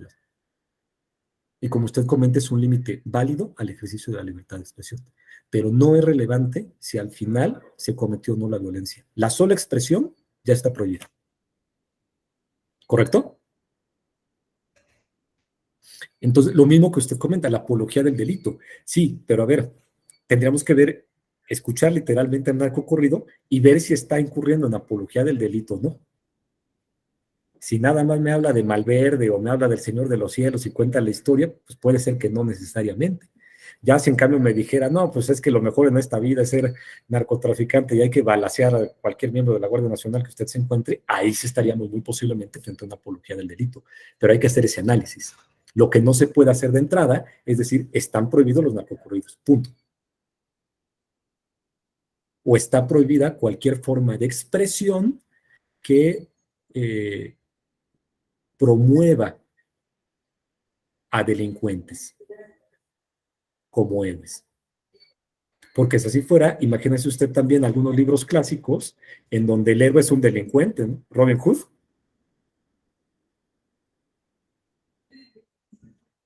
Entonces, precisamente por eso hay que tener cuidado con las limitaciones, maestro Gabriel, y ver si estas son válidas. ¿Correcto? El ejercicio de la doble dimensión es indispensable en la democracia y particularmente sobre temas de interés público. Es decir, cuando yo estoy ejerciendo la democracia, perdón, cuando yo estoy ejerciendo esta doble dimensión, es sumamente relevante en temas que involucran a la democracia y temas de interés social. Cuando nos habla, por ejemplo, el maestro José Alfonso sobre la marcha que va a haber el domingo relacionada con el INE, cuando el maestro Humberto se refiere al Tren Maya, cuando el maestro Víctor habla sobre, emite su opinión sobre cómo se distribuyeron vacunas durante la pandemia de COVID. Ahora, aquí tendríamos que señalar, ¿qué es interés público, maestro Víctor? Y lo que nos propone Giovanni Sartori, este politólogo y científico italiano, es interés público no es el interés de la mayoría. Porque si ahorita usted se mete a Twitter, va a ver que lo que más le interesa a la mayoría es cómo le va a ir a la selección en el siguiente mundial, ¿no? O cuál es el último éxito de Marco Antonio Solís, o otras cosas. Eso es lo que le interesa a la mayoría. No, el interés público es el interés sobre aquellos temas que pueden afectarnos a todas y a todos. ¿Cuáles son los temas de interés público? Pues aquellos que precisamente son tan trascendentes y tan relevantes que nos pueden afectar a la totalidad. Los impuestos, la salud pública, la seguridad nacional y por lo tanto el tema de la discusión de si hay o no militarización, maestro Humberto. El Tren Maya, ¿por qué? Porque involucra transporte, involucra medio ambiente, que nos afecta a todos, involucra uso de recursos públicos. Prácticamente todas las acciones de los gobernantes son de interés público. ¿Por qué? Porque nos afecta. ¿Cuál es la parte de los gobernantes que no resulta de interés público? Su vida privada. Lo que hagan en lo privado no me importa en la medida en la que no trascienda a los intereses de la población. ¿Correcto? Entonces, ojo con la doble dimensión cuando nos estamos refiriendo a temas de interés público. Por otra parte, la segunda característica del derecho a libertad de expresión es que es un elemento indispensable de la democracia. Y esto lo estableció la Corte Interamericana en los casos Kimmel contra Argentina y Palamara y Barney contra Chile. ¿Qué significa? Pues que la libertad de expresión precisamente contribuye a formar una opinión pública libre. Y esta opinión pública libre, a su vez, permite que la sociedad estemos informados y podamos decidir. Es decir, la libertad de expresión, maestro José Alfonso, es elemento indispensable para una democracia. Si usted no tiene garantizado el derecho a la libertad de expresión, no puede hablar de una democracia. Y ya señalábamos algunos ejemplos. En Cuba no podemos decir que exista democracia. ¿Por qué? Porque no hay una auténtica vigencia del derecho a la libertad de expresión. En la medida en la que el gobierno cubano no permita ser criticado y que exista oposición y que además se pueda hablar de otras formas de gobierno y de otros partidos políticos, pues no es una auténtica democracia. Lo mismo ocurre en Venezuela, lo mismo ocurre en Rusia, lo mismo ocurre en China. Se necesita esta libertad de expresión, este libre intercambio de ideas para formar una opinión pública libre, para que podamos discutir, intercambiar y por lo tanto decidamos. ¿Cómo vamos a votar en 2024? Pues no lo sé. Necesitamos recibir información, conocer las propuestas de las candidaturas, intercambiar ideas, etcétera, y entonces ya lo hacemos. Ya decidimos y votamos. Por lo tanto, si yo no tengo este debate público, esta opinión pública libre, insisto, no estoy hablando de un régimen democrático. Fíjense lo que dice la Suprema Corte en la jurisprudencia 24/2007. Un Estado cuya ciudadanía no puede opinar y criticar todos los temas no es democrático. Todos los temas, lo que comentamos con la maestra Gabriela, incluso temas religiosos, temas que pueden resultar incómodos, maestro Humberto. En el tema político, uno siempre termina peleado con alguien. ¿Correcto? Pero se debe de permitir esa discusión. Precisamente, no solamente están protegidas las expresiones inofensivas, sino pues algunas expresiones que nos pueden chocar, nos pueden irritar y que incluso pueden resultar incómodas para los gobiernos y para las autoridades. Y frente a esas opiniones, el gobierno tiene que tolerarlas, maestro José Alfonso. Si el gobierno no está de acuerdo con lo que dice un periodista o una periodista, lo que tiene que hacer es salir y dar su explicación de los hechos o señalar sus datos. Si un periodista dice, el Tren Maya va a afectar a las comunidades originarias y el gobierno dice que eso no es correcto, entonces lo que tiene que hacer es informar por qué no es cierto. Pero lo que no debe de hacer el gobierno es atacar al periodista o a la periodista. Y decir, fíjese, ese periodista no me quiere. O esa periodista no nos quiere. O dice eso porque es conservador, neoliberal, fifí, etc. El gobierno tiene que tolerar las críticas que se le hagan. Por lo tanto, esas acciones en las cuales el gobierno publicita a los periodistas o ataca a los periodistas son contrarias al derecho a la libertad de expresión. Y son en específico contrarias a un tratado suscrito por México, que se llama la Declaración de Chapultepec, firmado precisamente en el Castillo de Chapultepec, que protege el periodismo. La Declaración de Chapultepec señala que es la ciudadanía la que determina cuáles son las opiniones y cuáles son las informaciones que recibe, no el gobierno. Si a mí no me gusta o no creo lo que dice un periódico, no lo leo ya. O digo, yo no estoy de acuerdo con esto porque señalo mis hechos. Pero el gobierno tiene que estar abierto y tolerar la crítica. Venga de quien venga. Evidentemente, con ciertos límites, ya lo decía, no está permitido el derecho al insulto, no está permitido la apología de la violencia.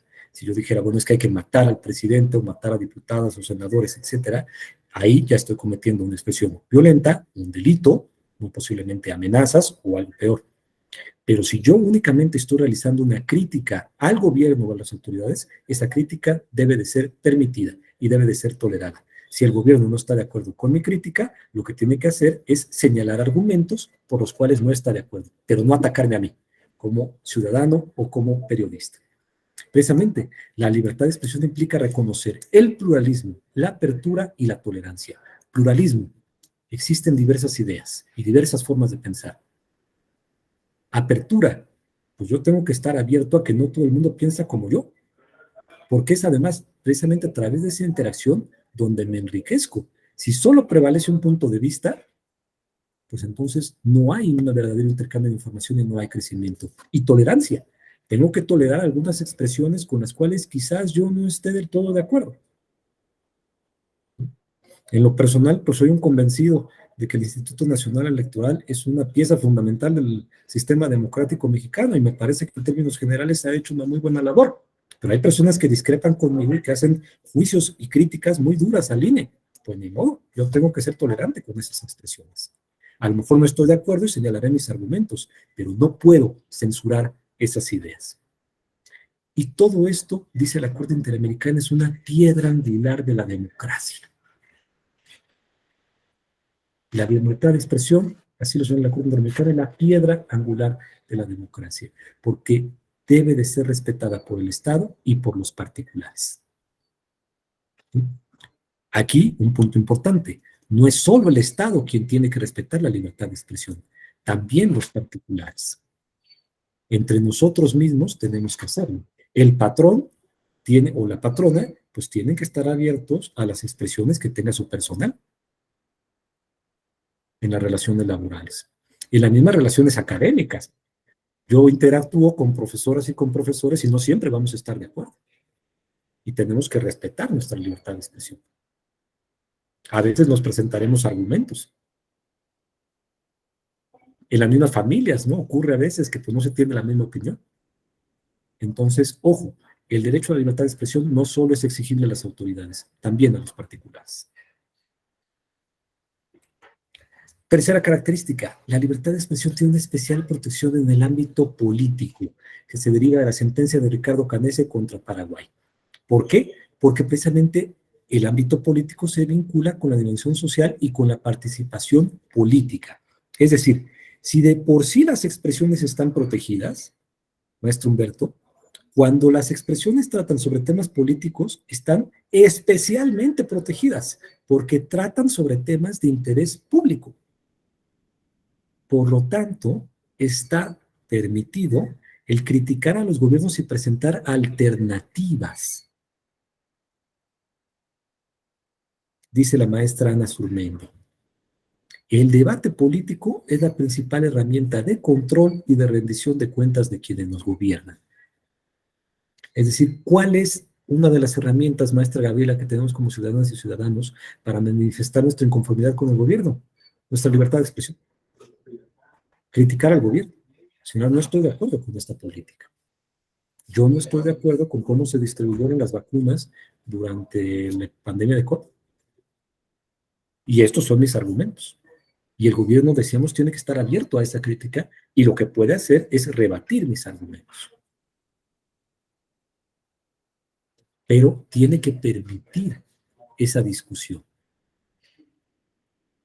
Yo no estoy de acuerdo con el hecho de que se le haya ampliado el periodo al ejército para participar en labores de seguridad. No puede el Senado decir, está prohibida toda manifestación en contra de esta apertura que hicimos. O no puede el presidente prohibir que usted se manifieste contra el Tren Maya, maestro Alfonso. O a favor. A lo mejor está usted a favor de la política. Dice, yo considero que es correcto la construcción del Tren Maya y también plantea sus argumentos. No puede un partido opositor negarse a que usted lo haga. Precisamente, ya decíamos, el parámetro de la relevancia pública, el tema de interés público, maestra Gabriela, no es lo que le interesa a la mayoría. Son los temas que son capaces de afectarnos a todas y todos.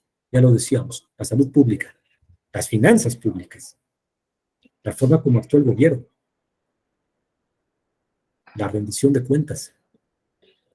Y ojo, esto aplicable a todos los órganos de gobierno, incluyendo al Poder Judicial. Luego entonces, los mismos tribunales tienen que estar abiertos a la crítica, maestro Víctor. Tanto la Suprema Corte como el Tribunal Electoral. Y toda juez o todo juez tienen que estar abiertos a recibir críticas sobre su desempeño. El INE, la Comisión Nacional de Derechos Humanos, el Poder Legislativo, porque esta es la forma de rendición de cuentas y de control que tenemos las ciudadanas y los ciudadanos. E incluso podemos alentar el voto a favor o en contra, como vamos a ver, no a través de todos los medios, pero en principio, las ciudadanas y los ciudadanos tenemos el derecho a manifestar cuál es nuestra opinión política y decir, yo promuevo el voto a favor de tal partido o en contra de tal candidato o candidata, libremente. Y eso está protegido. Los personajes públicos, a su vez, tienen que tener una mayor resistencia a la crítica, maestra Gabriela. ¿Por qué? Porque para eso son políticos.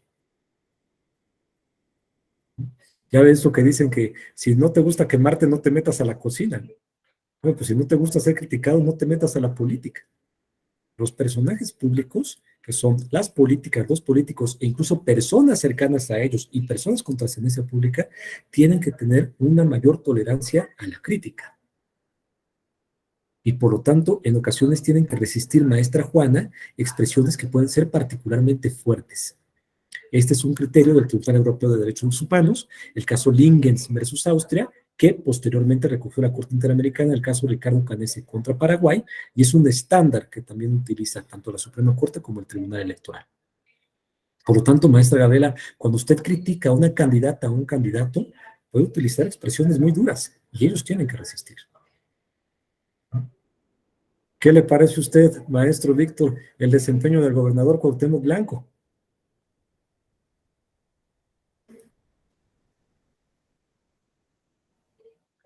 ¿Qué tal, profesor? Buen día. Sí, incluso la propia Corte Interamericana nos habla, ¿no? De que las figuras o las personas públicas se exponen voluntariamente a esta situación, ¿no? De tener pues un parámetro más amplio, ¿no? Por cuanto a la crítica que pudiesen recibir, porque también ellos al momento de emitir una opinión, pues su opinión no es como la de cualquier mortal, ¿no? Es decir, ellos tienen un espectro más amplio, donde tienen una injerencia más amplia, valga la redundancia, ¿no? Respecto a sus declaraciones. Entonces, sí ha sido la Corte muy específica en ese aspecto, ¿no? De que quien le quiera entrar al ruedo, como usted lo dice, pues ya ellos saben, ¿no? Inclusive por ahí estoy recordando también referente a este tema, ¿no? Que en su momento es un precedente, yo lo veo así en la Corte Mexicana del caso del poeta maldito, ¿no? Por cuanto a la libertad de expresión. Sergio Hernán Witz, sí. Así es, el poeta Witz. Entonces, que en su momento, pues, como usted bien nos refiere, fue evolucionando bueno, el criterio de la Corte al respecto, ¿no? Porque en su momento, pues sí fue algo que fue totalmente condenatorio, ¿no? Hablar o expresarse de esa manera del avaro patrio y toda la situación, ¿no? Pero inclusive por ahí en el voto particular razonado del entonces ministro Cosío, pues sí hacía alusión, ¿no? A esta situación donde, pues al final de cuentas nos está hasta cierto punto lesionando, ¿no? Él está expresando su voluntad, pero y referente a Cuauhtémoc, pues ya se va, ¿no? Fíjese cómo dice usted, o sea, ya se va, hasta ahí lo dejamos. Y él tiene que aguantar esa expresión, precisamente por los elementos que usted comenta. Me parece que nos ha dado muchos elementos interesantes con su intervención. Primero, es cierto, ellos voluntariamente se colocan en esa posición, donde, como usted lo señala, tienen además un acceso preferente a los medios de comunicación, por la relevancia de los cargos que ocupan. Si yo le convoco una rueda de prensa, pues no llega nadie. Si la convoca Marcelo Ebrard, pues llega todo el mundo. Entonces, frente a esta situación, pues tienen que tolerar las críticas e incluso también tienen que tolerar preguntas e investigaciones más profundas que las de cualquier persona. Ya lo decíamos, ¿no? En principio, ¿podría alguien publicar mi estado de salud? Pues no, porque pertenece a mi derecho a la intimidad. Pero, ¿qué pasaría si yo fuera el presidente de la República? Bueno, pues ahí mi estado de salud también tiene un aspecto de interés público, porque si yo el día de mañana, Dios no quiera, cuelgo los tenis, pues se desencadena todo un procedimiento constitucional para sustituir la figura, ¿no? Entonces, no es lo mismo, como lo bien señala el maestro Víctor, ocupar o no un cargo para estos efectos. Por otra parte, antes de dar la palabra a maestra Juana, comentar muy rápido, este caso del poeta maldito que ya refería el maestro Víctor, no sé si la mayoría está familiarizado con él, pero se trata pues, precisamente de un poeta. Esta persona, Sergio Hernán Witz Rodríguez, escribió un poema que se llamaba La patria entre mierda, en la cual, para resumir, pues se refería a la bandera y decía que lo utilizaba como papel higiénico. En contra de este poema, una asociación de militares retirados presentan una denuncia penal y él es acusado del delito de infamia contra los símbolos patrios, se le sujeta a un procedimiento penal, es condenado en primera instancia, se confirma en segunda instancia, va por la vía de amparo, primero pierde en el amparo directo y cuando llega en revisión a la Suprema Corte, este caso es muy emblemático porque es considerado el peor caso de libertad de expresión que ha resuelto la Suprema Corte de Justicia de la Nación. ¿Por qué? Porque fíjense, y viene muy a cuento con el tema, lo que decía Sergio Hernández Rodríguez es lo siguiente: el tipo penal de ultraje a los símbolos patrios es contrario a la Constitución, al derecho a la libertad de expresión y el derecho a la libertad de difusión. ¿Por qué? Porque dicen los artículos 6 y 7, junto con los artículos convencionales, que yo tengo derecho a expresarme libremente. Y en esa medida, yo hice un poema en el cual sí, comparé a la bandera con papel higiénico. Esa es una expresión artística que yo estoy haciendo. Y bajo los criterios establecidos por la Corte y por la Corte Interamericana, pues este es mi poema. Igual, quien quiera leerlo, lo lee, y quien no quiera leerlo, no lo lee. Y quien no esté de acuerdo con lo que yo digo en mi poema, pues que haga su poema.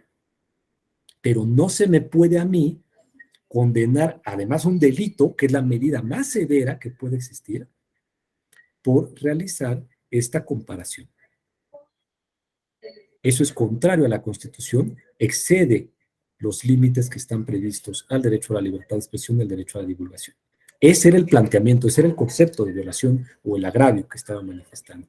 Y fíjense lo que hizo la Corte. La Corte hizo el siguiente análisis y dijo, a ver, la Constitución Federal permite que los congresos locales tipifiquen delitos. Sí, ok. ¿El Congreso local del Estado tipificó el delito de ultraje a los símbolos patrios? Sí. Por lo tanto, ¿está previsto en el Código Penal? Sí. ¿Se aplicó en el caso? Sí. Perfecto. Se niega el amparo y esta persona se fue a la cárcel. Entonces, fíjense cómo no lo estudió como un tema de constitucionalidad, lo estudió como un tema de si la ley había sido debidamente aplicada, lo cual no es la materia del juicio de amparo. La materia del juicio de amparo es determinar si la sentencia que se emitió es acorde o no a la Constitución y lesiva o no de derechos fundamentales. Lo que le estaba pidiendo el poeta, don Sergio Hernán, era que precisamente hiciera control de constitucionalidad de la sentencia y considerara que el tipo penal, mediante revisión jurisdiccional, era contrario al derecho a la libertad de expresión. Y es justo lo que todo hizo la Corte. Entonces, este caso es muy conocido, como señala el maestro Víctor, porque le llovió a la pobre Corte. Cuando ustedes busquen el caso en Google, pónganlo así, caso del poeta maldito Sergio Hernández Rodríguez, van a ver muchísimos artículos de especialistas que criticaron muy duro a la Corte. El doctor Miguel Carbonell se los puso a los ministros y las ministras como chancha. Otros tratadistas señalaban todos los tratados que violaron con esa sentencia. Entonces, es precisamente un caso paradigmático para enseñarnos cómo es que no se deben de resolver los casos que involucran el ejercicio de la libertad de expresión. ¿Qué es lo que debió de haber hecho la Corte? Lo que debió de haber dicho es, voy a analizar si el tipo penal ultraje a los símbolos patrios es o no un límite válido al ejercicio de la libertad de expresión. ¿Y cómo voy a determinar si es un límite válido? Viendo si es compatible con las características que tiene la libertad de expresión. Resulta que la libertad de expresión tiene una característica en el sentido de que está especialmente protegida en el ámbito político. Y esto que estaba haciendo Sergio Hernán era una crítica política en forma de poema. Por lo tanto, tenía que tener una especial protección y se tenía que permitir, aunque fuera incómodo para los militares retirados.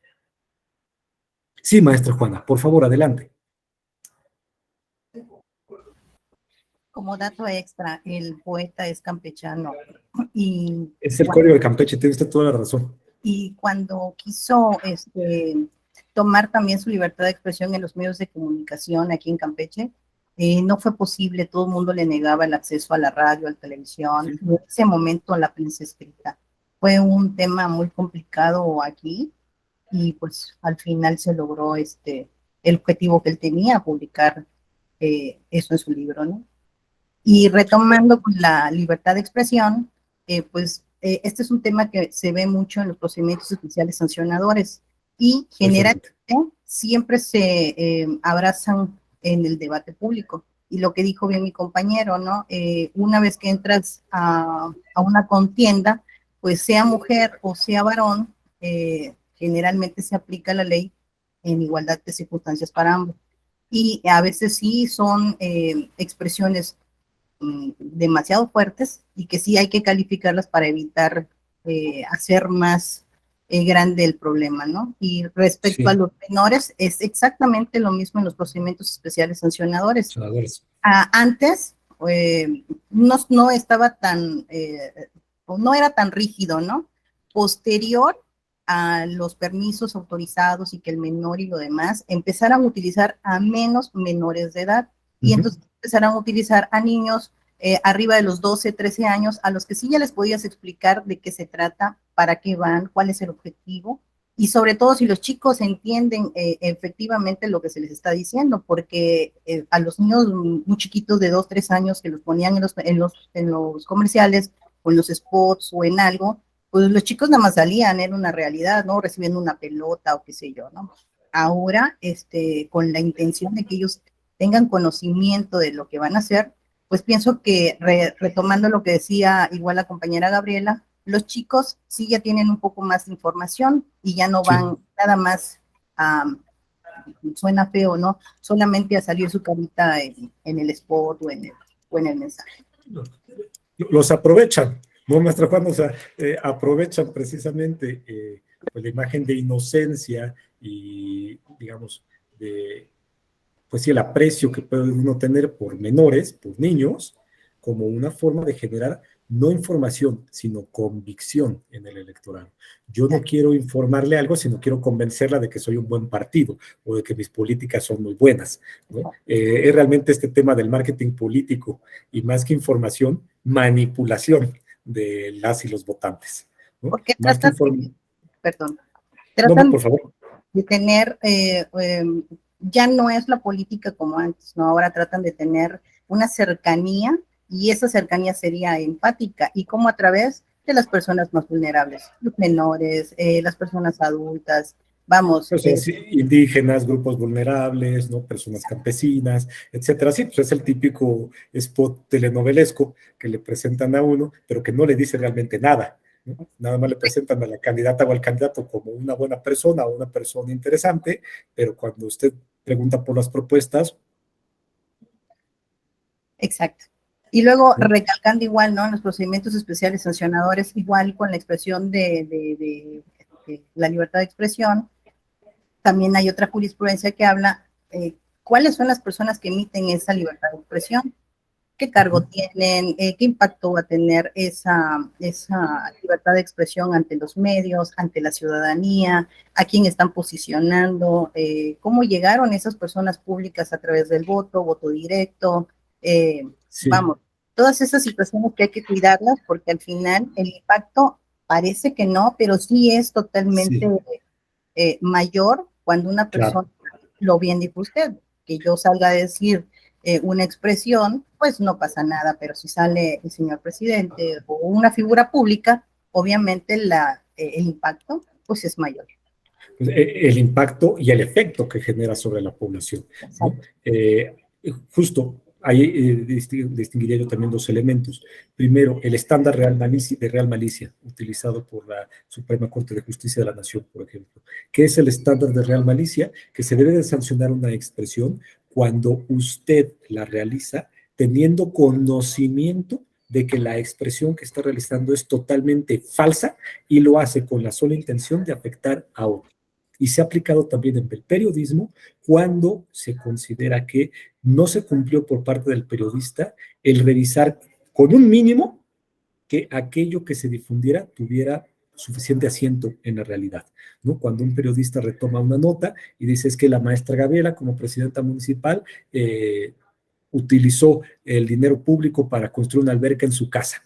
Cuando se le pregunta al periodista por la nota, dice, no, pues es que a mí me dijeron un chisme, una persona que trabaja en la presidencia municipal, pero realmente no tiene ningún elemento, ni realizó ninguna investigación o ninguna verificación mínima de los hechos. Ese es el estándar que se aplica para determinar, incluso tratándose de personas que tienen una naturaleza pública o una condición pública, si se ha afectado o no su derecho a la imagen y a la reputación.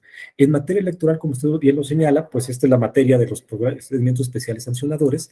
Hay uno muy interesante, reciente, me parece que es de 2021, que es el caso de una senadora que era muy criticada por una persona que se ostentaba como periodista y tenía un blog que le llamaba Cuarto Poder.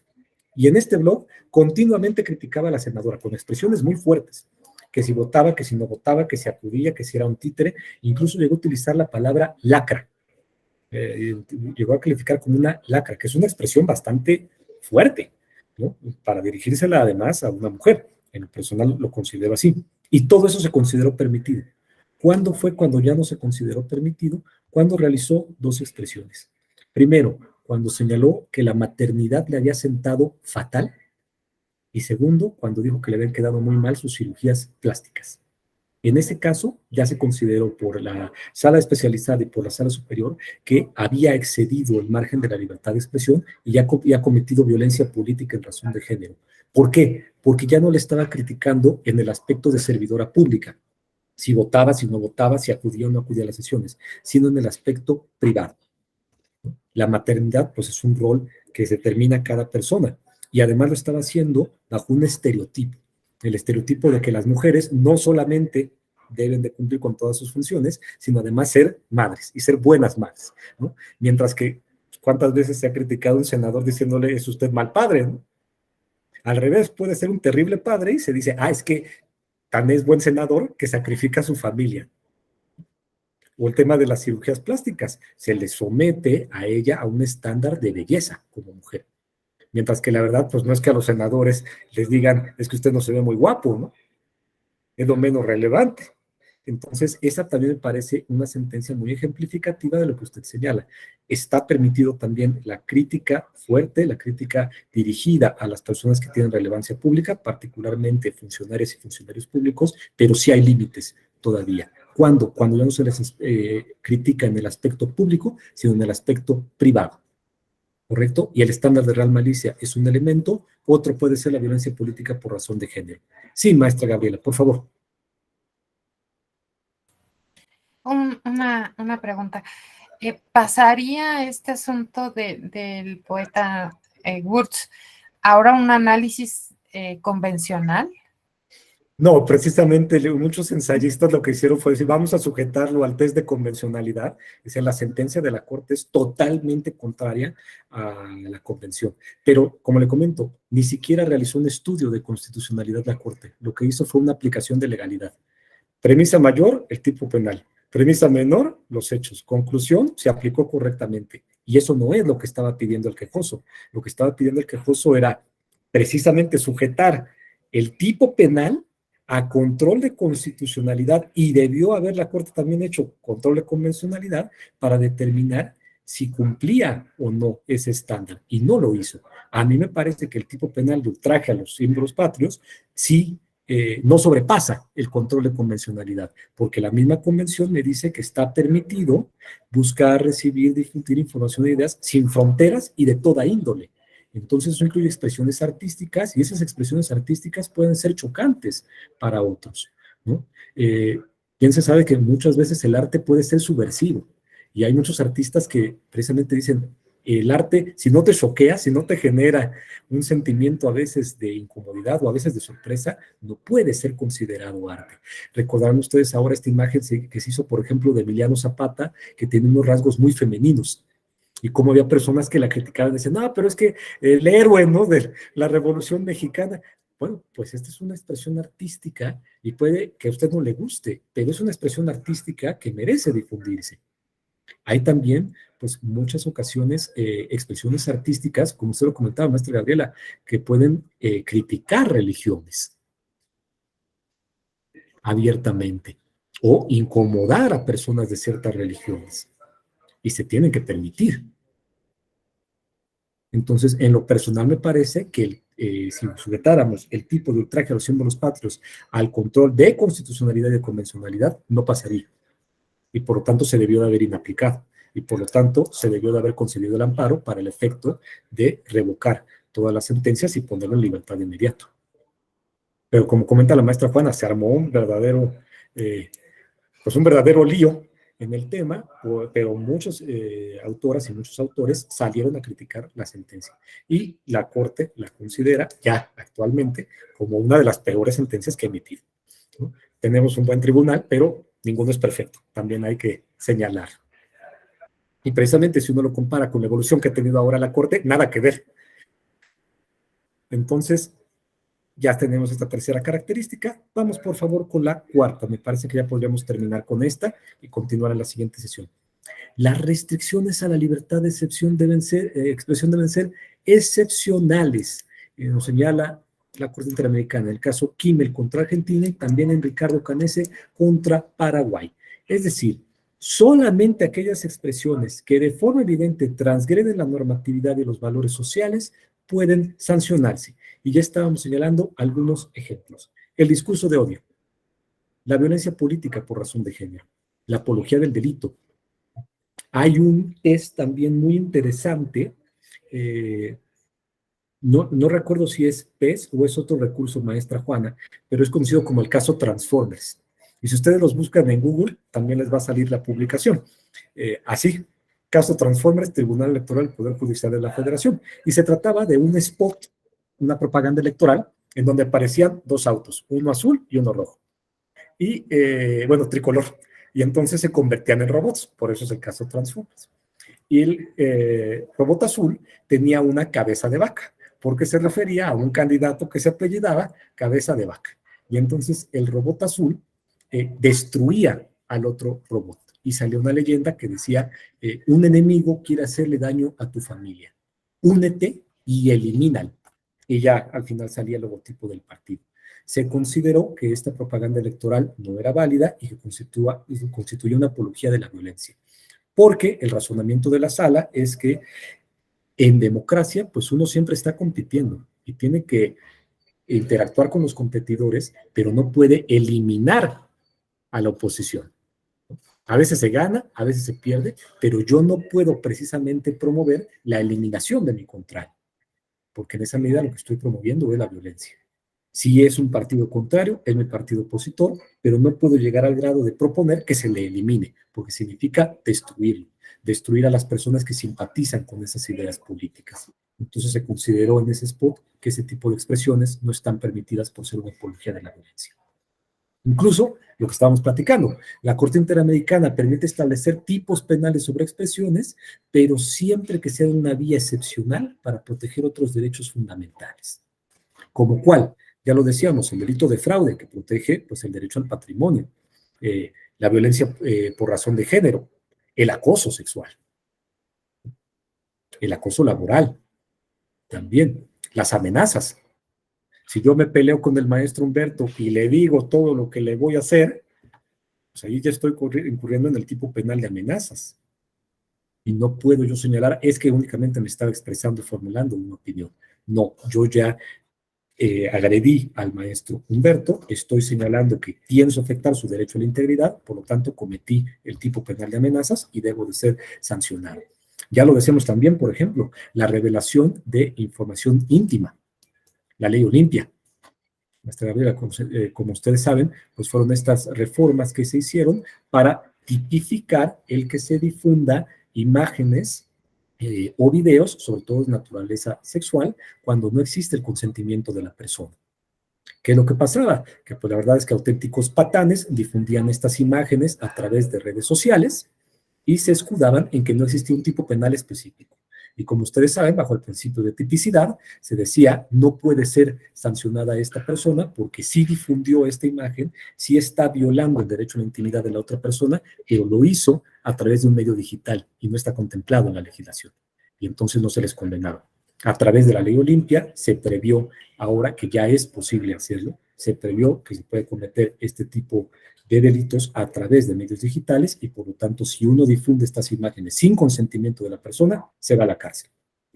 Pero precisamente pues de optar por la vía penal se debe de tener claramente definida. Se debe de utilizar una redacción precisa, taxativa, incluso dice la Corte Interamericana y la Convención Americana. ¿Qué significa? Que los elementos tienen que estar claramente definidos. No se vale en los límites a la libertad de expresión las definiciones o los términos vagos o ambiguos. La vaguedad o la ambigüedad semántica es totalmente contraria al derecho a la libertad de expresión. ¿Qué es vaguedad? Un término vago es un término impreciso. ¿A los cuántos kilos se es gordo, maestra Gabriela? 80, 85, 90, 100, pero pues también depende de la altura, ¿no? Porque pues, si ve usted al grupo de fútbol americano de los Pumas, pues el ligerito pesa 90 kilos, pero mide 1,80 el chavo, ¿no? Entonces, pues no es que sea gordo, es que es corpulentísimo, ¿no? Y lo mismo, ¿qué tan fuerte es el fuerte? ¿Cuánto peso levanta, maestro Víctor? 60 en pecho ya es fuerte, ¿no? Pero pues luego usted ve unos chavitos de 19 que mueven montañas los canijos, ¿no? ¿Qué tan calvo es el calvo? Son términos vagos, porque son términos imprecisos. Y el término ambiguo es aquel respecto del cual no tenemos clara cuál es la conducta y se puede entonces equiparar con diversos tipos de conducta. ¿Cuándo se comete un ataque? Cuando uno golpea a alguien, ciertamente, pero también cuando lo critica, cuando disiente de la opinión que tiene la persona. Si lo critica en privado, lo está atacando. Si señala un defecto de esa persona, es un ataque. Entonces es un término ambiguo, un término, a veces se dice paraguas, que comprende varias conductas. E insisto, los términos vagos y los términos ambiguos no están permitidos cuando se establecen límites al ejercicio de la libertad de expresión. Y en México nos encanta. Vean ustedes el límite que establece el artículo 41 de la contratación de propaganda en radio y televisión. ¿Cómo dice la redacción, maestra Juana? Ninguna persona física o moral podrá, por sí o por cuenta de terceros, contratar propaganda en radio o televisión dirigida a influir en las preferencias electorales de los ciudadanos. ¿Cómo influye usted en las preferencias electorales? ¿Cuando critica a una candidata? Sí. ¿Cuando apoya a otra? Si critica usted una acción de gobierno, si ventila usted un hecho del pasado de alguna candidata o candidato que sea ilícito, si promueve usted el abstencionismo, es un término totalmente ambiguo. Y ahí está en la Constitución como un límite al ejercicio de nuestra libertad de expresión. No podemos contratar propaganda en radio y televisión básicamente que tenga cualquier contenido político que influya en las preferencias electorales. Pero la verdad es que hay muchísimos contenidos políticos que pueden influir en las preferencias electorales. Si el maestro Víctor apoya a la jefa de gobierno, influye en las preferencias. Si la critica, influye en las preferencias. Si critica cómo está el programa No Circula en la Ciudad de México, influye en las preferencias. Si recuerda que a lo mejor no ha habido la mejor protección a las víctimas de la línea 12 del metro, influye en las preferencias. Entonces, es un término totalmente ambiguo. ¿Qué es lo que hace? Que básicamente el maestro Víctor no pueda contratar propaganda en radio y televisión para expresarse políticamente. Y yo sé que me van a decir, ojo, pero es contratar. O sea, lo que no puede hacer el maestro Víctor es ir a Televisa, TV Azteca o Radio Centro y decir, yo quiero comprar 25 mensajes con este contenido. Eso es lo que no está permitido. Perfecto. Pero si recuerdan ustedes, maestra Juana, recordará usted, este límite se puso para evitar que empresarios y concesionarios intervinieran en el proceso electoral. Y el problema es que cuando ahora la redacción dice, ninguna persona física o moral, es ninguna persona. No pueden fundaciones, no pueden organizaciones no gubernamentales, colectivos, poblaciones indígenas, etc. Entonces, ¿qué pasa? Que, por ejemplo, los padres de niños con cáncer que en este momento no tienen acceso a medicamentos, no pueden decir, juntamos nuestro dinero y queremos que se pase un comercial diciendo que le exigimos al gobierno que nos dé medicinas para nuestros hijos. No pueden. Porque se consideraría que ese mensaje influye en las preferencias electorales.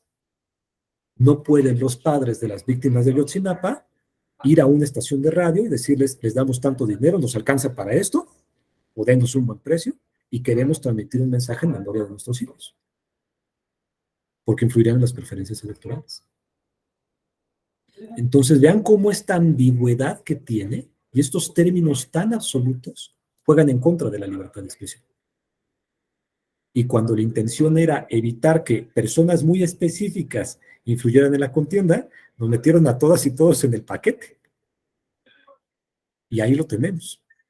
¿Cuál es el problema? Que yo creo que ya lo detectó la maestra Gabriela, que las restricciones a la libertad de expresión que están en la Constitución no pueden combatirse.